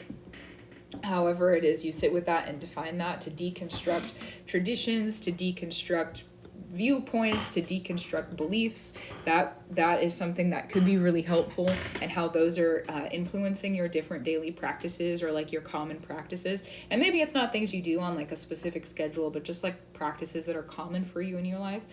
Deconstructing that. And then also, like I said, we have to have an order. Like we live in a world where order is a thing. So if you're able to look at that one and reassess for yourself, okay, if it's not going to be this, what does it need to be? And that's a death and a rebirth process, which means that there is going to be a space in between where that death and rebirth are happening of that particularity in your practice, or this very specific practice that you were sitting in.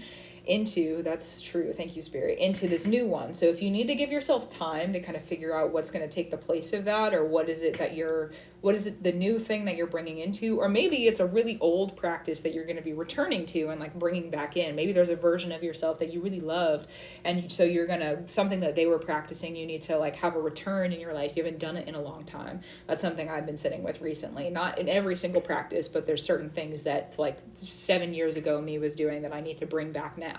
So if you're realizing that too, like that can be helpful. We're also in a Pluto retrograde, so we actually are returning to naturally right now different places where we've had power, so that we're able to bring that to where we are here. So that could be very helpful. And then also sitting in healing energy, focusing on healing. And this card is very much focused on the healing of the roots. And when I was talking earlier about the deconstruction process, like sitting and understanding for yourself, Pluto retrogrades are also about ancestral healing. Pluto retrogrades are also about ancestral healing, because Pluto is about death and rebirth, and it's about like lineages, the lineage, and how there's power that's passed on. Orders aren't mine. I'm sitting in chaos. Erase and write my truth. Bring order back. Beautiful. Yeah. Beautiful. Yes.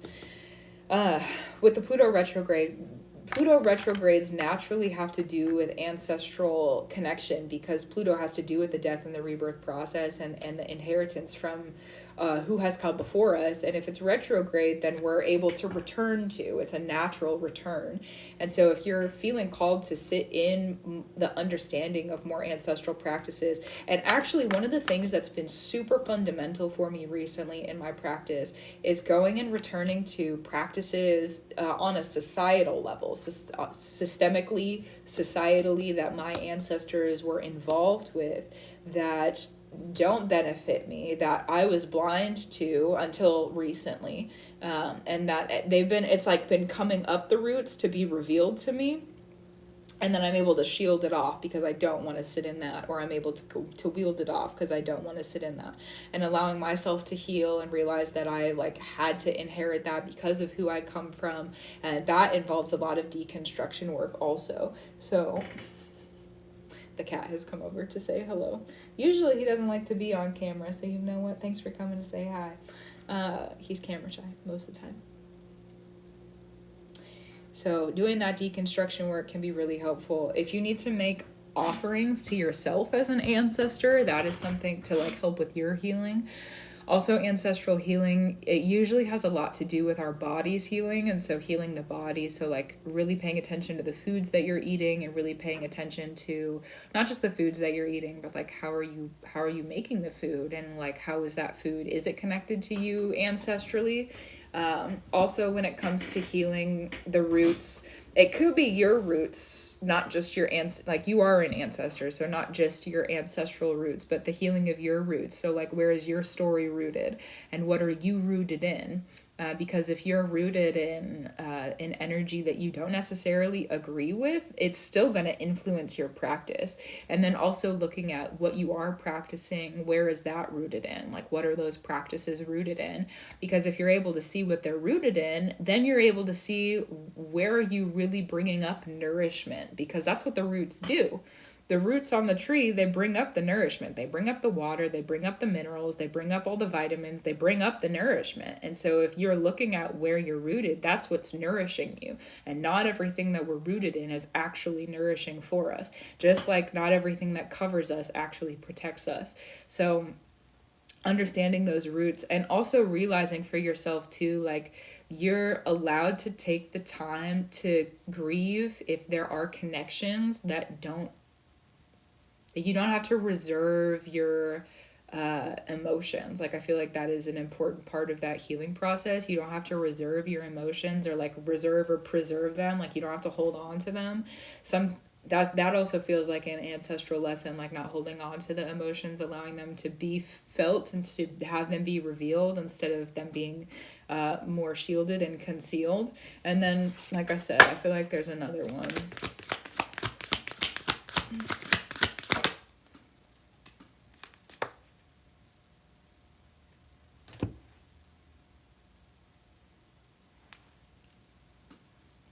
And then your destiny. That's the card that came out. Your destiny. Wow. And you know what? Destiny is a very interesting being. I've been thinking about destiny very frequently recently, actually. Because destiny really is something that we're bound to. Destiny is our individual destiny. Fate, for me, fate and destiny are different. Fate can be woven and rewoven and broken and respun. But destiny, those were things that were consecrated for your life before you were here. Before you begun. So there is a destiny. And really only you know what it is.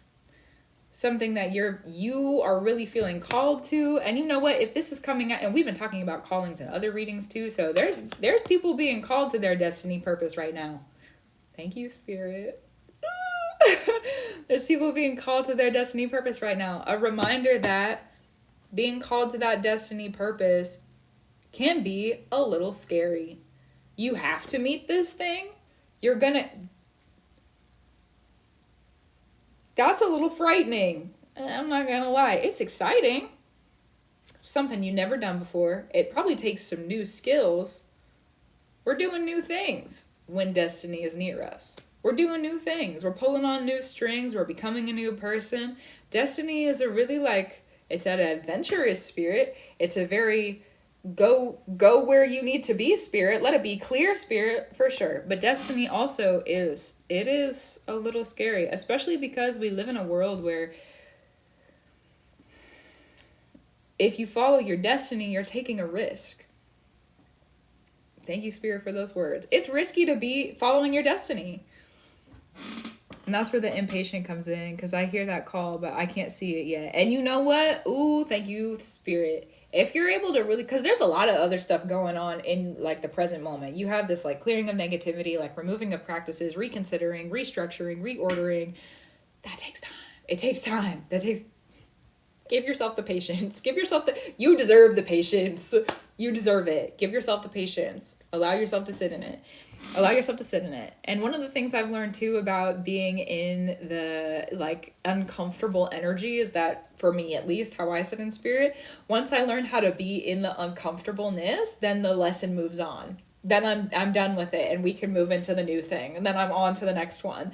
I get to sit in the comfortable energy for a moment, for like, a little bit. But it kind of very immediately after I become comfortable, Spirit's like, okay, that's it. We're moving through now. You're going over here.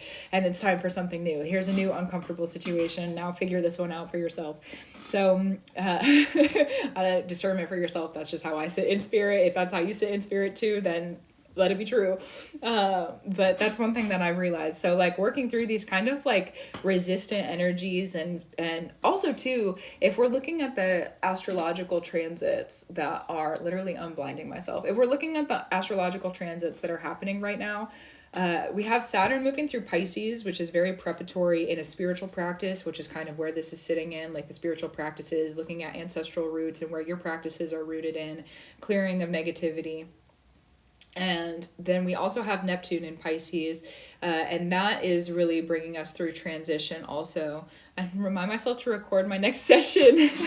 I'm posting these on YouTube now. I don't know when this one's going to be up, but I am posting them on YouTube, so you'll be able to return to it. There'll be a date on the video, so you'll be able to go back. It'll probably, I don't know if it's going to be tonight, tomorrow, it might be a couple days from now, but yes, they'll be up. And that, because you have no idea how many people have asked me for that, so it'll be up on YouTube. Yours will probably be a little bit later into the video, but it'll be up. So yes, just so you know, now you know. Yeah, so where was I going with that?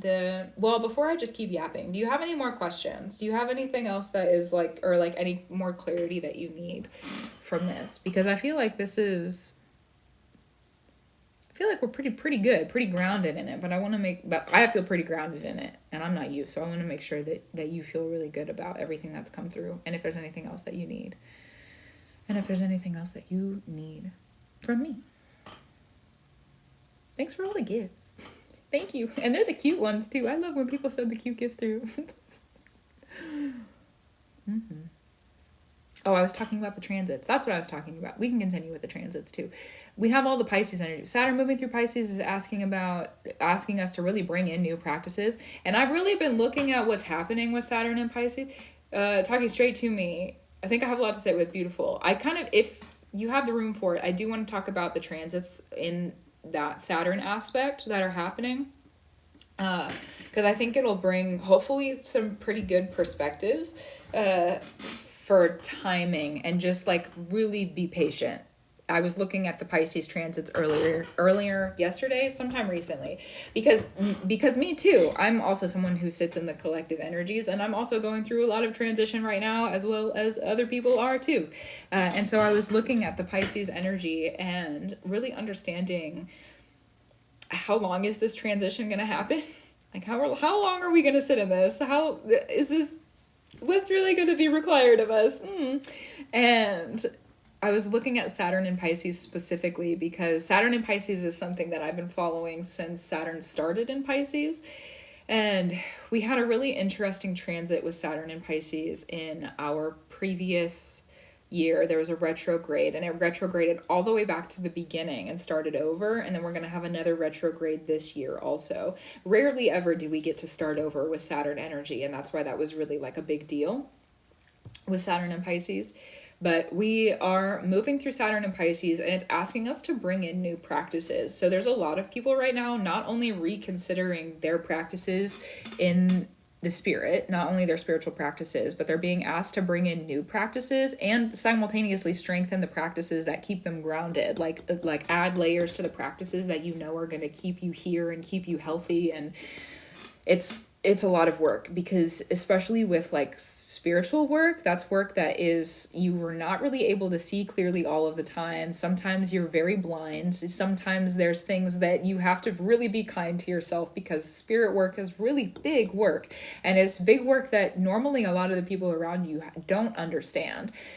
So just be patient with yourself as you move through it. I'll say it again, like, you deserve the patience.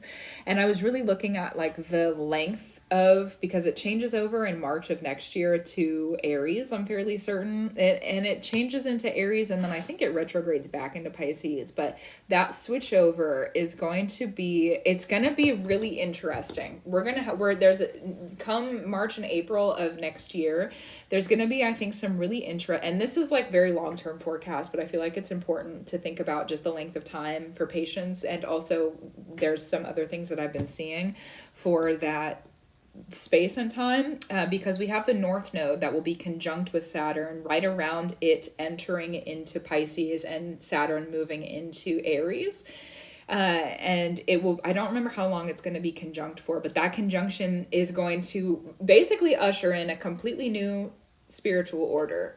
I don't know exactly what that's going to look like, but that is what we're being asked to do. Is we're like in this zone of preparation. We're in this area of preparation over the next, until we're in next year, really a little less than a year, but the next year really, until we're in that space, until that transit happens. Because then when that North Node moves into Pisces, we're going to be asked to sit in all of this new stuff that are Saturn's bringing order to the spiritual practices right now, to the spiritual spaces right now for many different people. And then when the North Node moves into Pisces, we're going to have, if you're really doing the work to set up the structure and the order, there's going to be protection, because having that newness in the spirit means that there's going to be more blindness. Like we are creating fundamentals to protect us as the North Node moves through.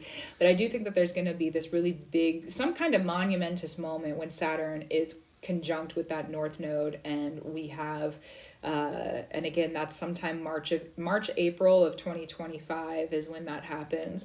That's also going to be around eclipse season, I'm fairly certain, and our North Node being in Pisces. So there's going to be some really big transition happening for people, especially people who are really, really in practices, because we won't see Saturn conjunct again with the North Node for a fairly long while.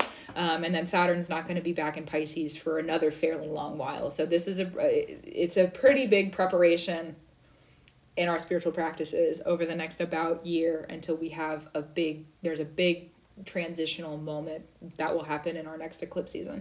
Not exactly sure what that is. Talking about the transits and actually being in them they're very different, so I don't know, but that is something that has been on my mind recently with everything that we're working with transition, because there's a lot of people working with transition recently, myself included. It's a big time of clearing things out and bringing things in and starting over again and returning to different places where you are very disciplined and bringing that back through. And so it's very, very, very different. But how many readings do I have left for tonight? I don't think I have anyone on the list right now, actually. And I need to close through Zachary's reading, actually. So let me do that. May everything be received in love, truth, elevation, and free in the highest order that there is, can, and will be. And thank you for booking a reading with me. And I send my love to you. Thank you.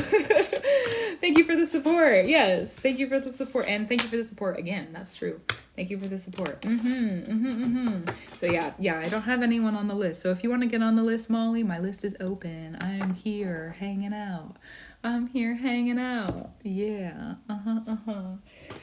Oh, yes. So that's what's going on with that big transition.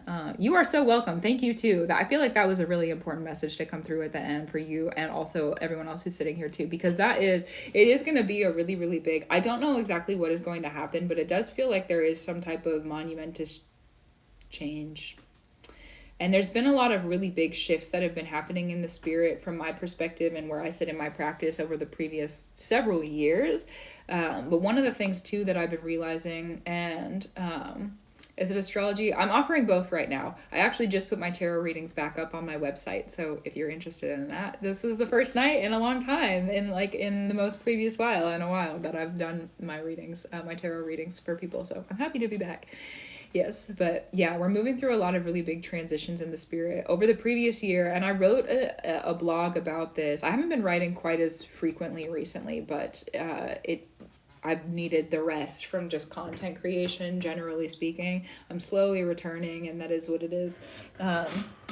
It's like I'll return and I'll rest, I'll return and I'll rest. And so for now, that's the order that I'm in, and I'll be returning more again and again. But yes, I did write a blog over the full moon lunar eclipse in Libra, because there was a lot of really big integrating messages that were coming through. So if you want to go read that for more of like the specifics from that channeling, that's up on the blog. But generally speaking, from what I'm remembering from that specifically, is that over the previous about year, we've been really focused on water energy, like collectively in the spirit. We've been really focused on water energy, clearing out the water, cleansing ourselves with water, focusing in the water, and however it is that water sits in your practice. There's been a lot of water energy over the previous year.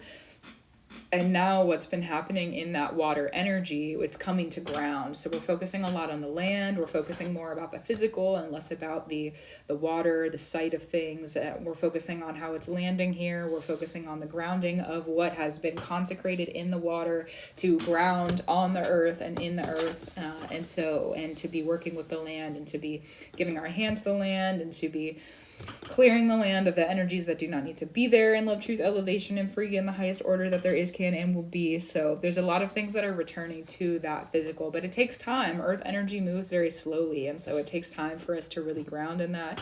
It takes time for us to really become grounded in our practice also. And what I was saying earlier about Saturn moving through Pisces, like the new practices coming in, and really like having an evolution or like a re-evolution or reintegration of ourselves within our spiritual practices, and becoming very protected. That's another thing that Saturn is really offering us as it moves through Pisces, is protection, spiritual protection. And especially for people, like there's been a lot of people who have come into this new wave of spirituality, being on TikTok, and like the internet has kind of opened up this new spiritual space in the previous 4-ish years since 2020, I feel like, is when that really started. And 2020, 2019, around that time. And so having our time frame of that, like there's a lot of new practitioners, and being in that, there's nothing wrong with that. Everybody's got to start at some time and some place. And so being in that new space, like we also have to learn how to protect our gifts, and we also have to learn on a longevity term, not just like in one situation, not just with one person, not just in this one specific instance. Like how is there going to be protection throughout time on a spiritual level? That's one of the things that Saturn moving through Pisces is really offering to us. So also thank you so much bye bye to you too. Yeah, so we're definitely moving through a time of like making sure that I feel like really what's happening right now is like anything that doesn't really align with our practices as people is being kind of like removed. We're having that removed from us right now. And as that's being removed, then we're learning. Like I just see people getting like guarded, and not in the sense, sometimes people who are guarded in the spirit are hardened or like bitter, and it's not necessarily like that, but just like people are really figuring out what protection is and how to move with it. And that I love to see that. I love to see that, and I'm grateful for it. I'm grateful to see people moving in that protection. I'm grateful to see people learning about those different types of protections. And one of the things I say about protection in the spirit is that if you keep it secret, you keep it sacred. So if you're learning about protections within your practice by yourself that are not on the internet, probably that's going to keep you more protected, or adapt the things that you learn on the internet. That's also true. But keeping your secrets is something that is definitely protective for you, especially if you have heavy Scorpio placements, or you have 8th house placements, 12th house placements, also Pisces placements. Those are placements where you definitely would want to keep it zipped, keep it quiet, and try it, keep it quiet, see what happens. It's hard especially if there's just things that you're working in your mind and like thinking about and like figuring out in your head, you leave them unsaid, you're not ever talking about them. It's going to be really difficult for other spirits or energies to pick up what it is that you're thinking about if you're not ever speaking about them. So that can be a protective practice in and of itself, yeah, that's what's happening with our Neptune moving through Pisces. And also it's, it is keeping your secrets is something that I personally feel like is really necessary. I feel like it's necessary to keep your secrets, keep yourself protected, and well directed, yeah. Oh, hello to you too. I am gonna light another incense as the cat comes to say hi and hang out. Yeah, it's good to see you too, Bubba.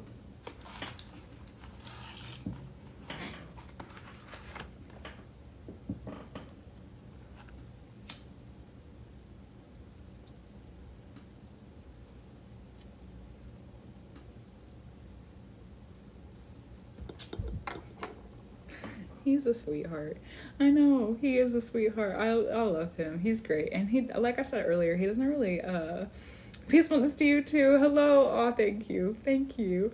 Yeah, he doesn't come to visit the screen very often. He's like pretty camera shy. So, when he does come to visit, it is a gift, Yeah, it is a gift.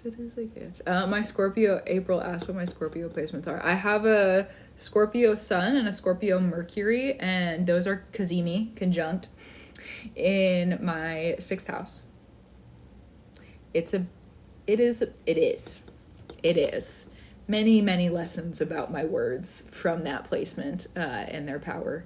Yeah, exactly. To serve. Yes, literally that placement is to serve up the truth. That's what that placement is for, and to discern when not to. So yeah, and then I also have my Vertex in Scorpio. I think it's in that house also. So, and then I also have a Libra stellium. So I have Scorpio stellium. I have a Libra stellium. Crazy. My chart is pretty locked and loaded in those areas, but you know what, it's pretty good. So the Vertex is actually, it's a placement of fate. That's how I read it. The Vertex, there's 2 different placements of fate in the chart. And is it vital to know the time of a birth in the birth chart reading? It is very helpful, because if you do not have the time of the birth, even if you have like an approximate, like within 30 minutes, sometimes an hour-ish, that is great. But if you don't have the time, then there isn't a house structure. So like there isn't a 1st house or a 2nd house or a 3rd, like the house structure. Yes, technically there are still houses, but you're not able to read the house structure if there is no birth time. So there's like a whole extra layer, or a couple layers really, to the reading that you can't read without the birth time. So yeah. But the Vertex, so returning to that, there's 2 different placements of fate in the chart. One of them is a circle and it has a cross in it, and that's the fortune placement. And that's like showing up at the right place at the right time. It's very easy to meet that kind of fate. They're both lesser placements. So it's usually for, how do I say, like smaller, how you would say smaller things, to meet the fate of like smaller things. And normally the Vertex is like you're looking for an opportunity or an experience or to receive something very specific. And the Vertex, or not the Vertex, the fortune, it also moves very swiftly throughout the chart. So it's like you have to be able, if you see that in your chart, it's good to know what that placement is so that you can identify when that type of fortune is showing up in your life. Like, oh, you are at the right place at the right time. And you know that because of that fortune placement in your chart. So that's a great placement to look at. The Vertex is a placement that is, it's also a lesser placement, or like a lesser known placement. And the Vertex is like, it's like when you're climbing up a mountain and you have to do the work to get to the crossing. You have to do the work to meet the fate. And it asks us to become really refined in that area of a chart. So for me being a Scorpio, like I have to be very detailed and very specific in my Scorpionic energy. Otherwise, I'm not able to meet that sort of fate. And I have to be detailed in that Scorpionic energy over a long period of time to be able to meet a fate in that area.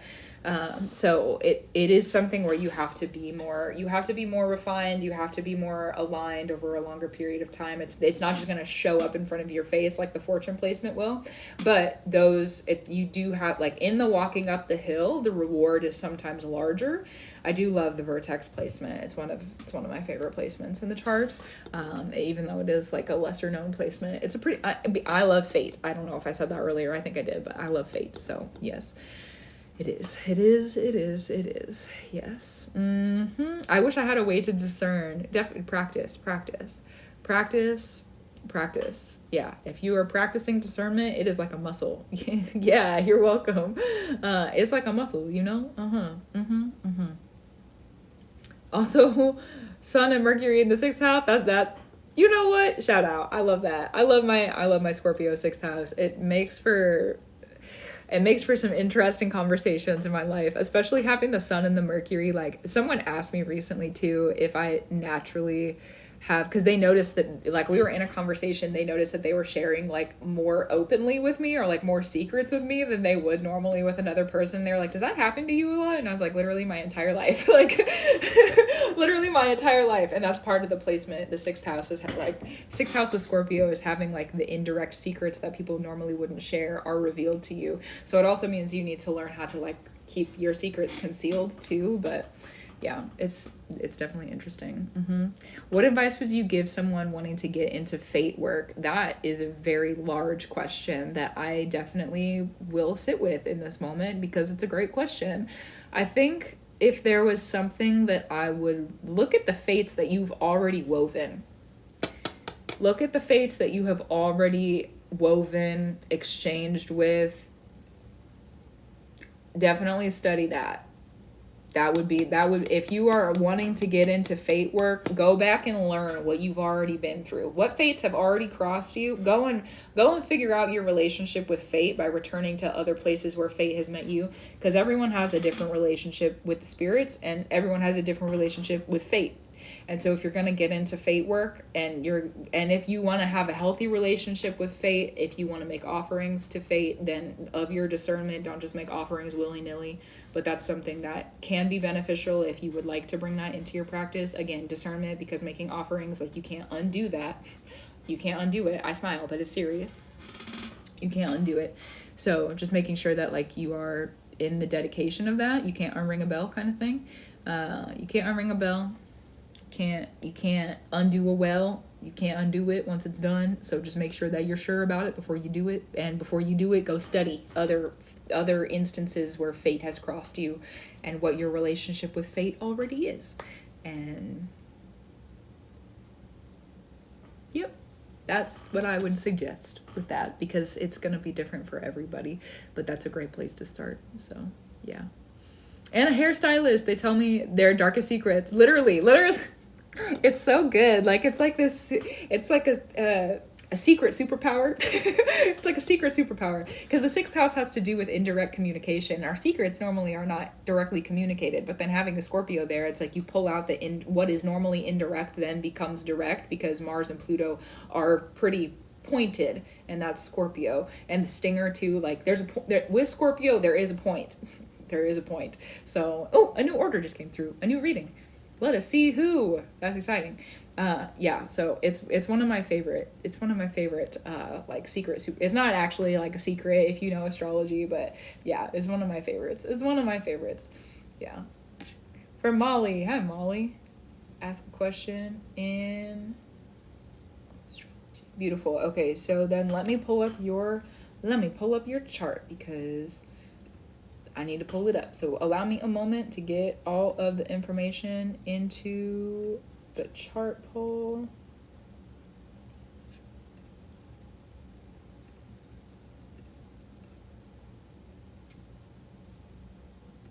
I actually think too, what time is it? Yeah, I think this is going to be my final reading of the night also. I'm kind of tired. Or I'm getting sleepier, I should say, you know? Yeah. Also, you're welcome. You are welcome. So allow me a moment to go and turn off my, how do I say, my readings? Yes.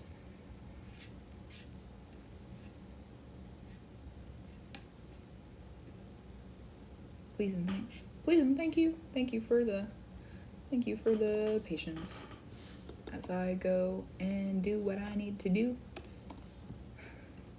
before we get into this reading. True. Yes. Because I can tell that I'm gonna need to rest after this one. So isn't that good to know yourself well enough that you know that you're gonna need what you need in the future? I love that. That's wonderful. I think it's wonderful. I think it's wonderful.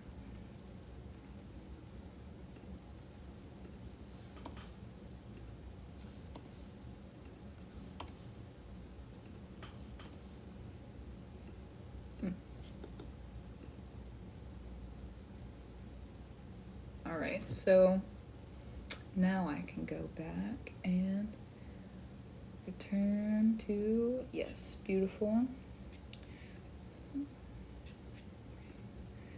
Gorgeous.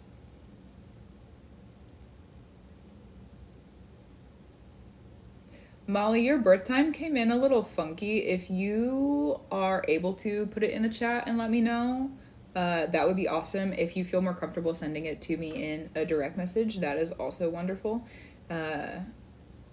But I also don't want to give out your personal information on the internet if you don't want me to. So if you, I just want to double check it came through. Just the formatting of it came through kind of weird. So I just want to double check on that one. If you're cool with it, if you're interested in it. Yeah, thanks. Thank you. And that was for...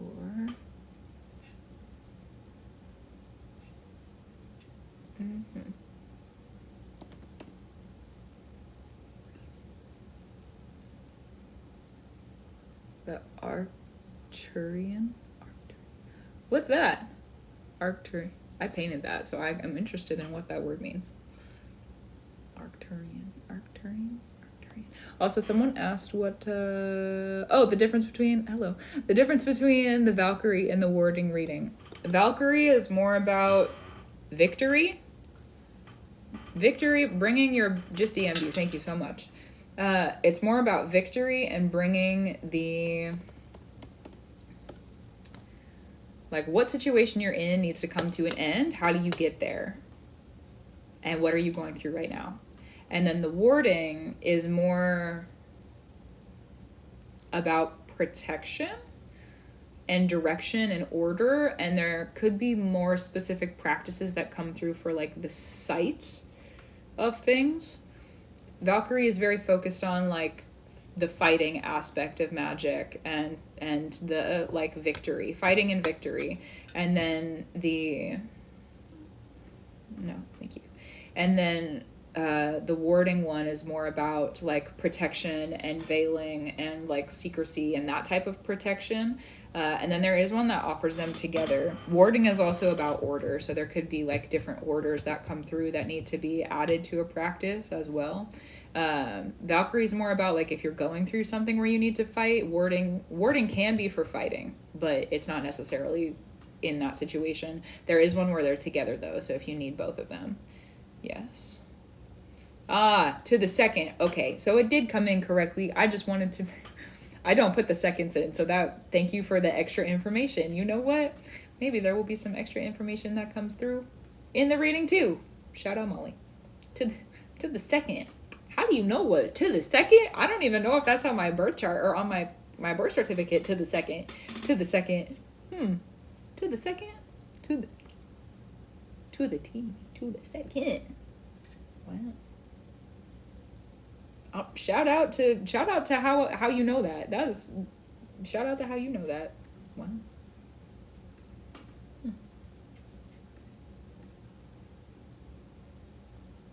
Also, there's been a couple people who have asked about readings, and my reading list for the night is closed. So if you want to turn on my notifications on my profile page so that you know when I'll be on next, then that is the most convenient way to reach me for the next time. Yes, it is. All right, and then let me go back to and look at your question. Let me bring this closer to the screen too, because this is, I don't want to crane my neck too far. So, Chiron, what Chiron I have and how to work with on healing it. Oh, I love the healing, the Chiron placement. This is going to be fantastic. Okay, beautiful. So, interesting. Oh, wow. You know, I say interesting because you have a Chiron that's 2 degrees off of your Mars, and in our placements that we have right now in our astrological chart, Mars is 2 degrees off of Chiron. So it's not in the same sign. Yours are in Leo. The ones that are happening right now are in Aries, but still fire. It's still fire energy. So it's interesting that you would ask about that, having the Mars and the Chiron in the same aspect to each other in our current transits as they are in your chart. So we're probably going to need to talk about both of them, because Mars has to do with victory. Mars rules over Aries, it rules over Scorpio. Mars also, it's not just about victory. Mars is the guarder of the resources. It's also in your chart where you have your resource, and yours is just had a major life event. That understandable. We've also had a lot of stuff with Chiron happening over the previous couple months, so I kind of want to brush up on that before we get super in depth. Also, I read through. Look at the site. Look at the site. So good. I do want to talk a little bit about those Chiron placements, because we had the North Node was conjunct Chiron for several weeks right before eclipse season, and then we had the Mercury retrograde that was happening through Aries and also over the Chiron placement. So there could have been a lot of really triggering conversations that were coming up for people. It was a really dense time with new skills of healing, which also requires that we get triggered. So if you have felt very triggered over the previous several months, basically since right before eclipse season, and technically I would consider that eclipse season, but there's some people who only think of eclipse season being like the 2 weeks that the eclipse are happening. I give it to the moon cycles, but that is neither here nor there for this conversation. So if you have been experiencing that it makes sense why that has been happening with the Chiron placement. So we've been pretty Chiron heavy. Moving forward, just also for a little bit more background information, moving forward, we're definitely with the healing aspect going to be more dark moon oriented, starting kind of now and into our next eclipse season. There's a lot of dark moon things going on. So just a heads up on that. But with the Chiron placement, so let's look over that a little bit more. And the reason that I say the dark moon placement being active, I don't want to go too deep into those transits, but we also had the healing of that North Node being conjunct Chiron, was kicked off by or started by the February 24th full moon in Virgo. That's where the dark moon was, and they were together. So we had this like big illumination on like mother wound shadows, and then the next day, like less than 24 hours after that, is when the North Node and Chiron were conjunct. So we've had some pretty crazy, like we don't normally have this many super active shadow things going on, to be honest with you, in our chart. So we've had a lot of shadow stuff happening in the previous several months, and we'll be continuing to have a lot of shadow stuff happening through our next eclipse season. Our dark moon is conjunct, off by a degree or two, I can't remember exactly, for the Libra eclipse. It's conjunct with the Libra South Node, I believe, or one of the Libra placements that's prominent for that. So crazy wild. Just for reference of what's happening in our current transits, that is important to healing work.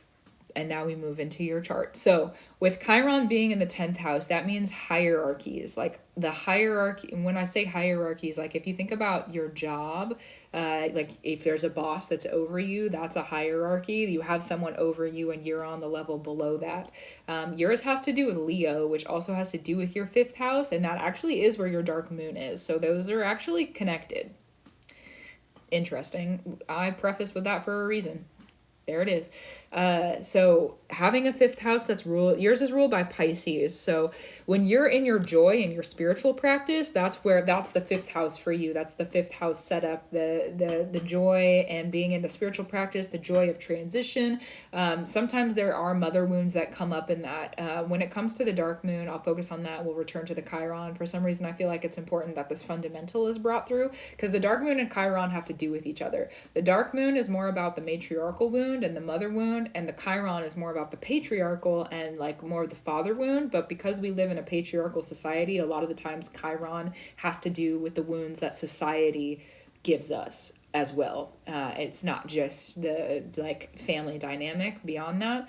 Also, when it comes to the dark moon, it could be other mothers, womb bodies, people who identify as women, sometimes people who identify as non-binary, anyone who's moving in more of a feminine energy. It really depends on like how your wound there is set up, how that would like transfer or kind of overlap. It's different for everyone and their experiences. And also kind of a sensitive area too. So yes, because that's what wounds are and trauma is. So having a dark moon in that fifth house. So anytime it could be that your mother wielded spiritual joy against you, because the dark moon also is about how innocence is manipulated and we're not aware of it. Innocence doesn't understand that it's being manipulated when it's being manipulated. And that's what the dark moon shows us, is not only where our innocence has been manipulated, but also how we're able to manipulate other people's innocence. So if you're in your spiritual joy and you're in like the heart space of your practice, then that can be sometimes manipulative to other people's innocence. And I don't think that manipulation is a bad thing. We talk about it in therapy spaces and like the healing spaces in the sense of like being a manipulator and having been manipulated. So there is that they do have, these are trauma based placements. So bringing in that perspective. But then when we speak about manipulation outside of or like more than just that trauma space, it also has to do with the process of creation. So how you're cooking your food and how you are writing poetry or how you are painting or dancing or creation. The process of creation is through a form of manipulation. And so getting familiar with that energy is actually pretty important. So the reason I bring that up is because it is in the fifth house, which is modernly ruled by Leo, and your Chiron is in Leo. So there is going to be a pretty direct connection for you when you're going through the healing of the masculine and the feminine, the matriarchal and the patriarchal wounds. And it could start in either direction. It could start with your heart and like your spiritual practice, and you realize, oh, there's a shadow here. And then you also realize about the Chiron placement. So let's dive a little bit deeper into that one. Chiron being the wounded healer, there could be things when I was talking about the hierarchies with like the boss. Well, and it's Leo. So like the star of the show, like Leo in hierarchies, whoever is able to shine brighter is going to be the one who is higher in the hierarchy. Also, whoever is more in that heart space is going to probably be higher in the hierarchy. So it's this hierarchy of like who has more flair and who has more attention. Whoever has more attention is going to be the one who is higher in the hierarchy. So there could be wounds from that because you have been showing off or doing, being in that heart space and someone has been shining brighter than you, or someone has been in the spotlight and wielded that against you somehow. And so learning kind of the ins and outs of that for you and what that feels like, and how to like work with that healing. And I do want to talk about some tools of that healing also, but I do want to focus on your other placements in Leo and kind of how that affects before I work with those tools of healing or kind of like walk through them. So the Mars being so near, and again, interesting that we have the Mars and Chiron 2 degrees apart right now. They're 2 degrees apart in your chart. Mars is the garter of resources, and wherever you have Mars in your chart is where you're going to have more resource. Like if you're going to be sharing resource with an ally or with an enemy, it could be either, that's where it's going to show up in your chart, is in the Mars placement. So literally that ability to shine and like give from a hierarchical standpoint and be able, that's your resource. To be the star of the show and to be brighter than other people is your resource. And so to have that there, it could have been that resource was stolen from you, and it has to do with joy, and having joy stolen from you is a very different type of wields. Like that's a very different type of weapon that's wielded, to have your joy stolen from you, to have because joy is not a toy. Joy is a very, very serious spirit. Even though it's very bright, it's very happy. Love joy. I really do. And also, it's not a toy. It's a very, very powerful, powerful being. And so to be able to have that, if that was ever stolen from you, because it's a resource. So if you ever had that resource stolen from you, that could be a part of this. Also, if anyone was ever able to outshine you, or there was like, you were not the star of attention, or somehow being in the spotlight has wounded you, that could have kind of like knocked your joy down a couple of like notches, or like you weren't able to sit in that as deeply, you also have your MC here. So you have a stellium, and having that MC being in Leo means that you are meant to be the star of the show. That's what people see you for. And so it's not just the resource. And that means too that when you're sitting in that space, hi Mother End. Also, for those of you who hear me talk about my spiritual elder, Mother End, every once in a while, she is in the chat. So if you want to go follow her, shout out to that. So the MC in Leo being like, you are the star of the show. And being in that star of the show, thank you, Spirit, that's true. Being in the star of the show, you are able to offer other people resources. When you're in that joy, you literally become like a resource giver. People see you as a resource giver when you are the star of the show. And because there may have been other people who have hurt you in that position and in that space, you may want to hide and not be so up and in other people's faces with that joy, but that's literally your resource to offer to other people. And so working through why you don't want to give that resource. Do you want to give that resource? Is there a change of course in offering that resource? And also, when do you need, like, discerning between when you need to keep that resource of joy protected and when you need to have it be directed and have it be offered. So when we're working with, this is I said earlier, I want to sit with the healing tools of the Chiron and the dark moon. So one of the things that I recommend for people to sit with in these placements as you're going through the healing in the body is very, very, very important. It's very important to sit with the healing in the body and the feeling in the body, but we also need to be able to heal intellectually. And so as you're healing intellectually with the Chiron and the dark moon placement, that requires that as you're going through and feeling and healing and making space for those emotions in your body, but you're also looking back on how did that person get to you and what did they take from you? Because a lot of the times we're forced into positions where we have to offer something to that person. It could be a loss of innocence that we have to offer to that person. It could be that there is pain, like we're placed in a position where now there's this pain and we didn't expect it. And so that pain is then an offering to that other person. Or there's strain and that's an offering to that other person. So looking at what that person, like, if you are forced into a position or placed into a position with these wounds, what was it that was offered to the person who hurt you? Like, what was the experience for you, and recognizing that that was offered to them? Then what was the weapon or the tool that they used to place you into that position where the offering was forced from you in the first place? And what did they gain from it? What type of power was returned to them because of that offering? And if you're able to identify those three things, the how did they put you into that position, what was offered to them, and then what power did they gain from it, you're able to return and like remove the power from them and return it to you, because everything has equal exchange. And so if you're offering, even if you were forced into a position, if you're offering that pain, that strain, you are offered a return, which would be the wisdom of how to protect yourself, at least in my opinion, of how to protect yourself from that person and from other people who also wield that same weapon, same tool. And then you also have that tool also, and you then are able to, if you would choose to, because again, keeping the reminder that the Chiron and the dark moon have to do with the manipulation of innocence and the exchange of innocence, when that innocence isn't aware that it's being exchanged.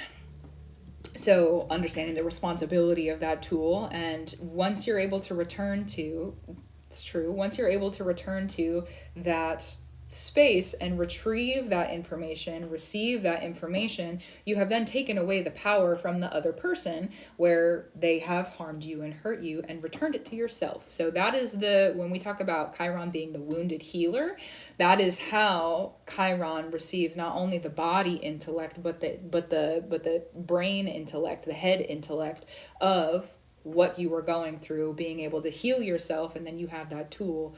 Because to be able to heal yourself, then you're able to offer it to other people too, which means also in reflection to that, because Mars being the guarder and protector of resources and showing us where resources show up in our charts, how you heal and your tools of healing are actually going to be a tool that you're able to offer, a resource that you're able to offer to other people if you would so choose to do that. So, Brother Stoll, Mm.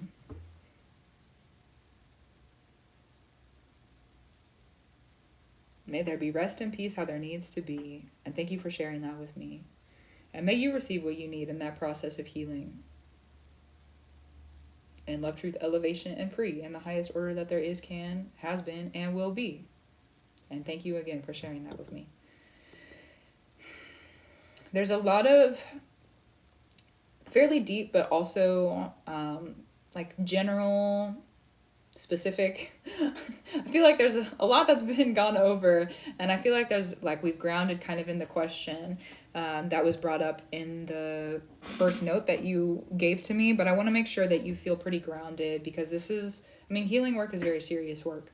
So I want to make sure that you feel really grounded in kind of what's happening for you before we call it through and before we call it done. So is there anything else that you want to sit with or reflect upon before we call it through for you?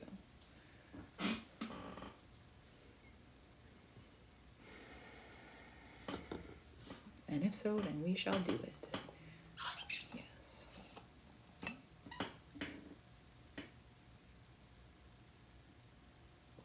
Healing in the body, besides listening to myself, what do I do? That's a beautiful question.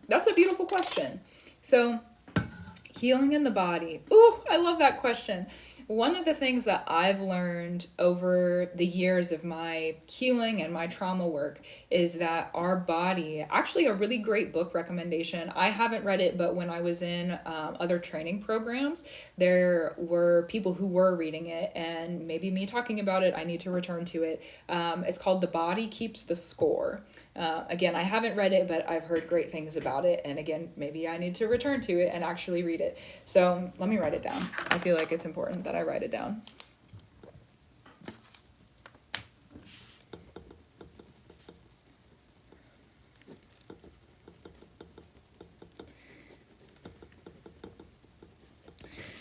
So if you think about like an intellectual memory, something that, and when I say intellectual, I mean like your head memory, something that you can like recall the vision of, or like see the picture of, and see kind of the like structure and the order of how it happened, or remember the words that were said, or maybe you remember how the sun was, or like the picture that was there, or maybe you're able to remember what the smells were like, and like that kind of memory.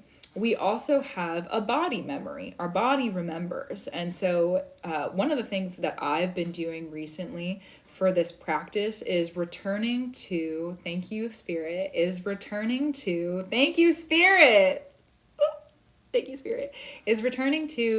different positions that my body has needed to sit in, so I can remember what it felt like to be in that position.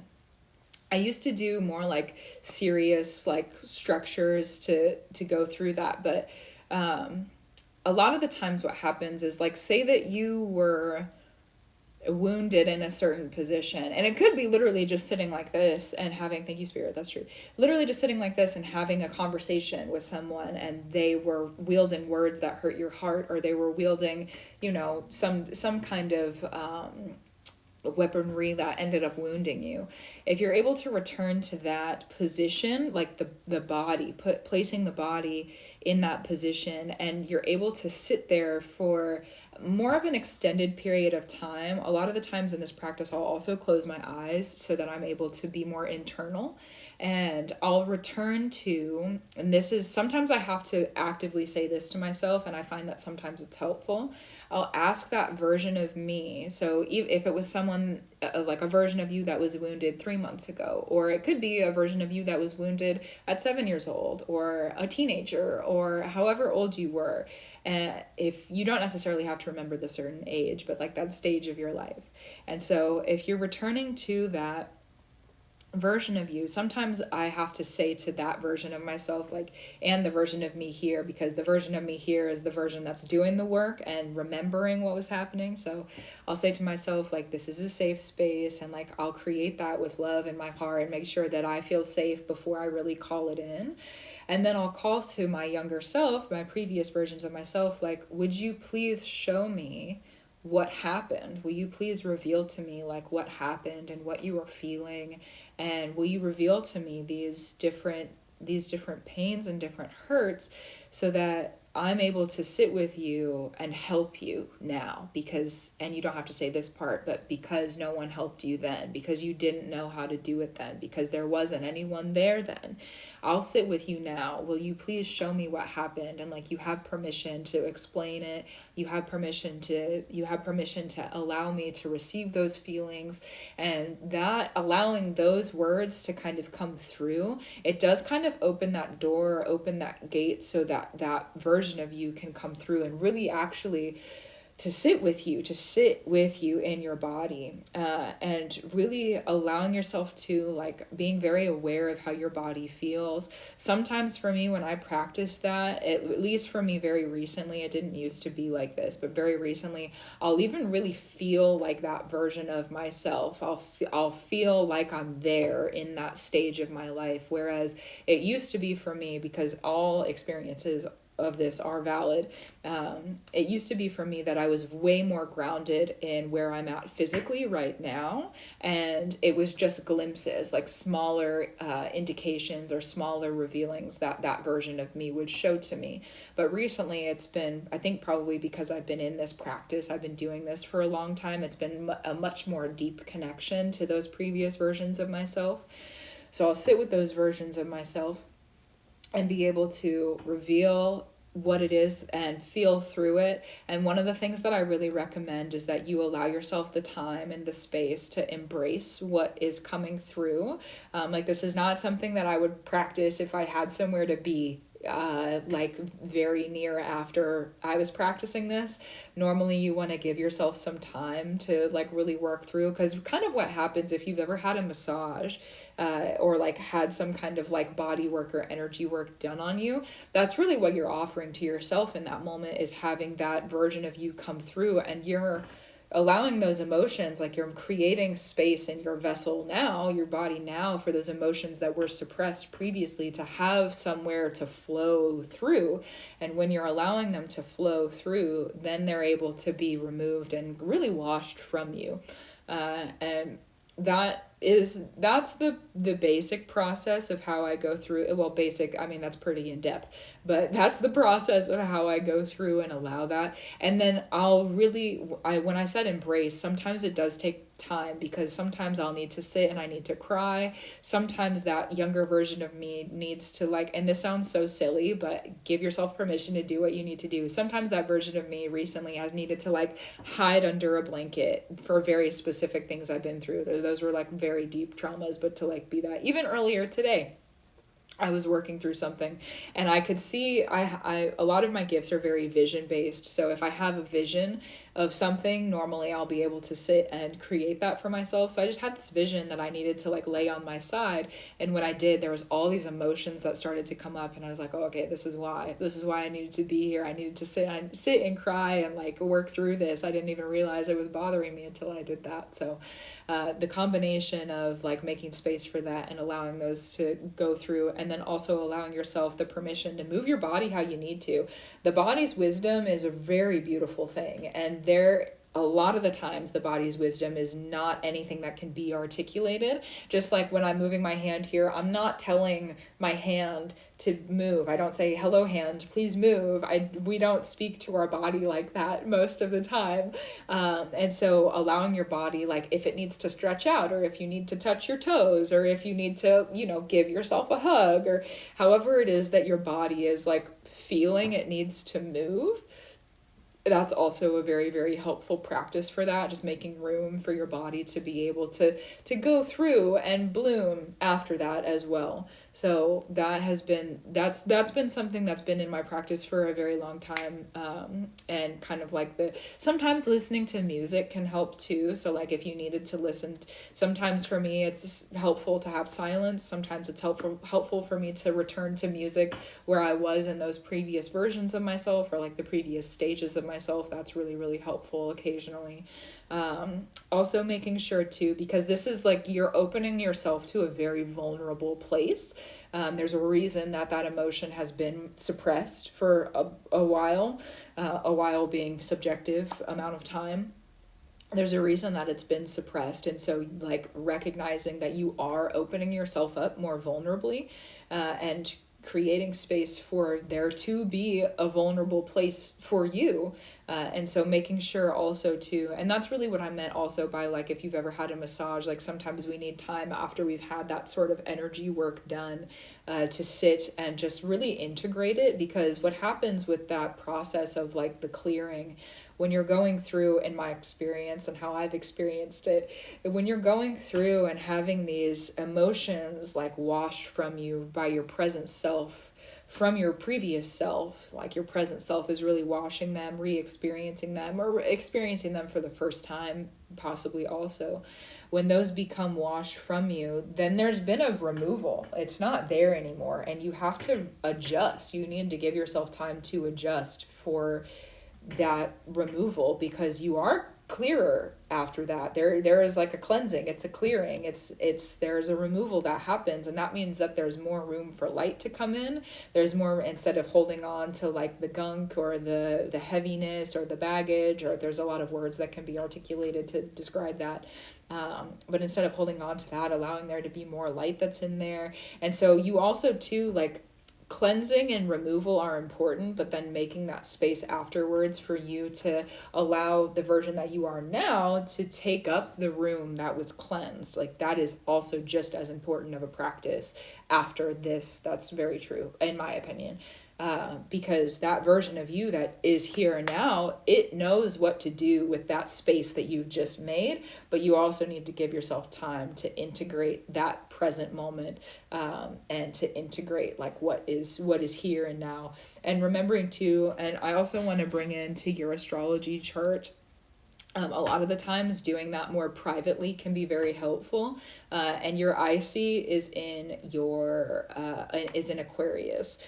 So having Pluto move through that right now, actually, and your Uranus being conjunct with your Neptune, there's probably a lot of spiritual sight you have by like being creative. So you may actually find that being creative can help this process, or like art therapy, people who do art therapy, or like drawing or doodling, or like anything, like being in a creative energy. Maybe you're writing a song or having some kind of artistic expression could be very useful to kind of bring out those subconscious spaces for you in this process too. So if you're feeling like maybe the body work isn't working necessarily, having there be some sort of artistic expression could be really helpful because of that IC placement that you have in Aquarius.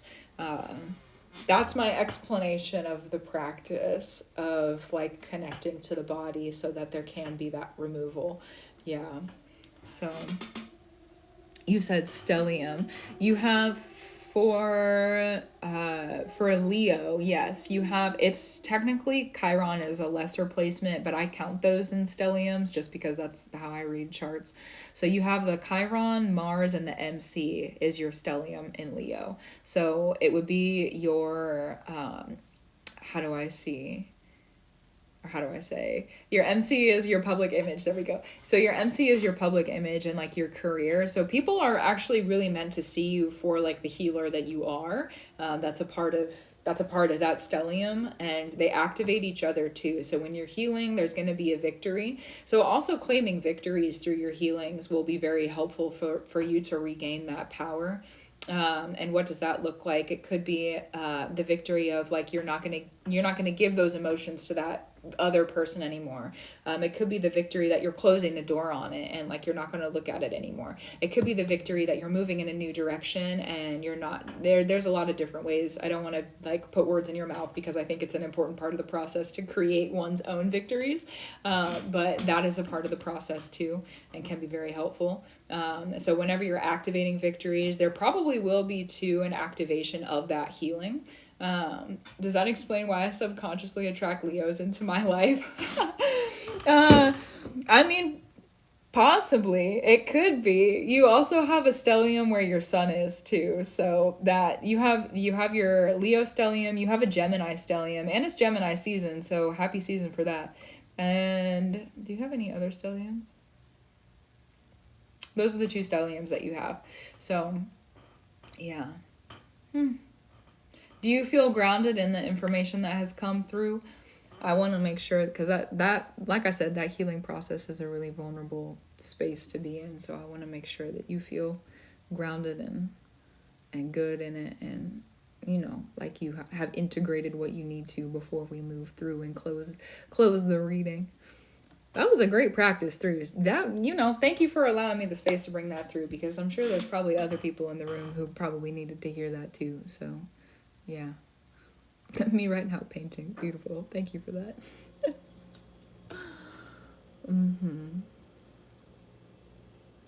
And then also too, for everyone else who is interested in readings, this is my final one of the evening. So also, hi John, been a while, good to see you. This is my final one of the evening, so just a heads up for everybody. My list is closed. If you want to be notified of when I go live, if you go to my page on my profile, which I think you can get to up here, you can turn on the notifications. So I love you too, Mother N. Thank you for being here, for the support. Ooh. Just coming in to see you and say hi. It's good to see you too. Love you too. I love you too, Sam.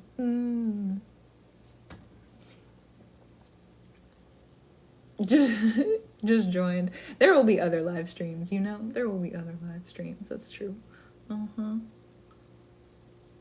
You always blow, grow. I love that. Thank you, Mirror Moon. Oh, yes. Molly, I don't know if you sent through any other questions. I haven't seen anything come through, but do you have any other questions before we close the reading? That was fun. Thanks. You are welcome. It was really good. The whole live stream tonight was a beautiful, beautiful live stream. So thank you, everyone who has been here. Thank you for coming in, saying hi, Yeah. You are welcome, DG. You are welcome. You're truly a beautiful... thank you. You are welcome, and thank you. You have a restful night too. May everything that you need to receive be received in love, truth, elevation, and free in the highest order that there is, can, has been, and will be. And thank you for booking with me and supporting me. Thank you, Molly. Wow, so good. So what a beautiful night. What a beautiful, beautiful night. Wow, you are welcome. So good. Love to tune in. It's a joy. Thank you. Thank you for the support. Oh, it is always a joy. You know what? And I'm so grateful that joy has returned to my life. I'm so grateful that joy has returned to my life, because joy sometimes can cut like a knife. And I'm grateful that joy has returned to my life. Yes, I am. Yes, I am. So let me see what are the other updates. I've been taking a break recently, so I don't think I have to, or I've been resting. I don't want to say I haven't been breaking. I've been resting, taking a rest, sitting in rest recently, and it has been very, very needed. I'm currently not taking on one-on-one bookings. I've been needing space from that, so I'm not doing that. That's kind of it. That's kind of the big updates.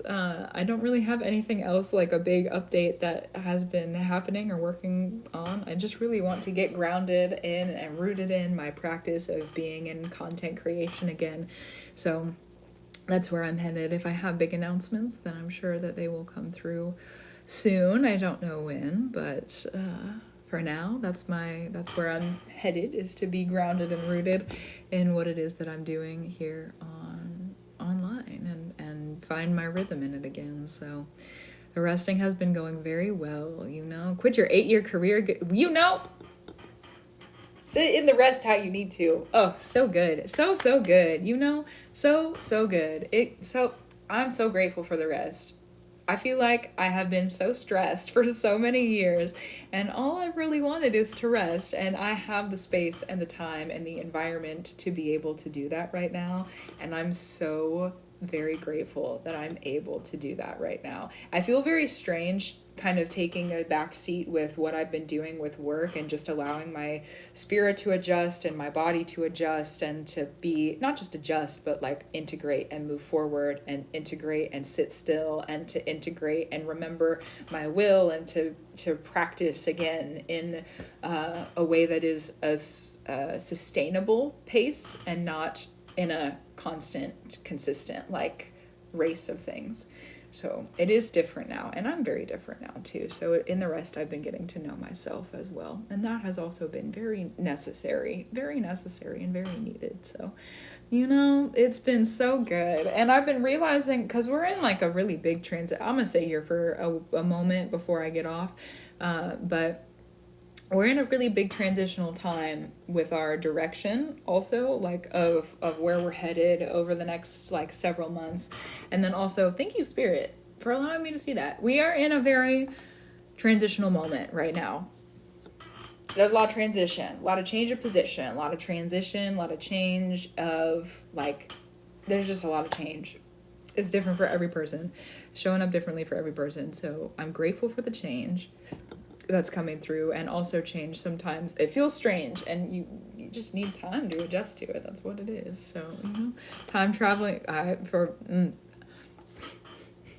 thank you for your message and your alignment. Thank you. I feel very at peace and I feel very joyful. Word of the night, joy. Honestly, learning to rest has been such a hard lesson. It's definitely something that I have to remind myself. Like, even recently, I've been like, I'll hit some kind of trigger. Like, there's been a couple of triggering events and I didn't even realize, oh my goodness, there was something that happened recently that was like a triggering event, and I kind of forgot that it was a triggering event until now I'm sitting here talking about it. But I didn't realize that it was a triggering event until I went and was able to sit with my community and like the people that are here in person. I was talking to someone about what was going on, and we were talking about trauma and like CPTSD, and we were talking about all these different like healing aspects. And as I was talking to them, I sat and realized, I was like, that's why I felt anxious today. There was a triggering event that happened. And so like learning myself, and because there's a lot of really intense things I've been through. So learning myself and like learning how I have been getting triggered so that I'm able to like heal from those triggers and to move forward from them, and to integrate the like safety of like, I don't need to feel triggered. I don't have to. And I'm able to create space for that to be removed. That's been very interesting.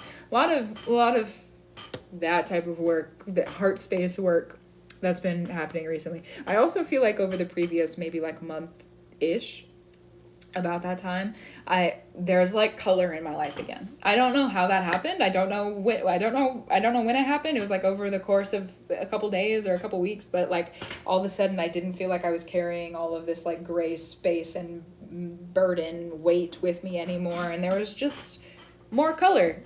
It was a strange happening, and I'm really grateful that happened. It was a great change. So I think that's a good place to end the stream tonight, actually. Beautiful. So I'll leave it there. If you want to get updates when I do have updates, which I really have updates right now, but when I do have updates, if you want to get them, there's room on the blog for email like communication. That's where I send out my email. So if you want to be included in that, then that is available on the website. You can sign up on the website or on the blog. So either one is good. And yeah, I'll see you next time. And for people who had readings, this is going up on YouTube as a replay. So yes. And everybody have a good night. Thank you so much for the support. Oh, and I send my love, gratitude, and reverence to you. Thank you for being here and for supporting me true. And I will see you next time. Do what you need to do. Go and brew, and I love you. And you know what? I'm really grateful that catchphrase came through, because it is something that I've been needing to say to myself too. So love you. Y'all have a good night. I'll talk to you soon.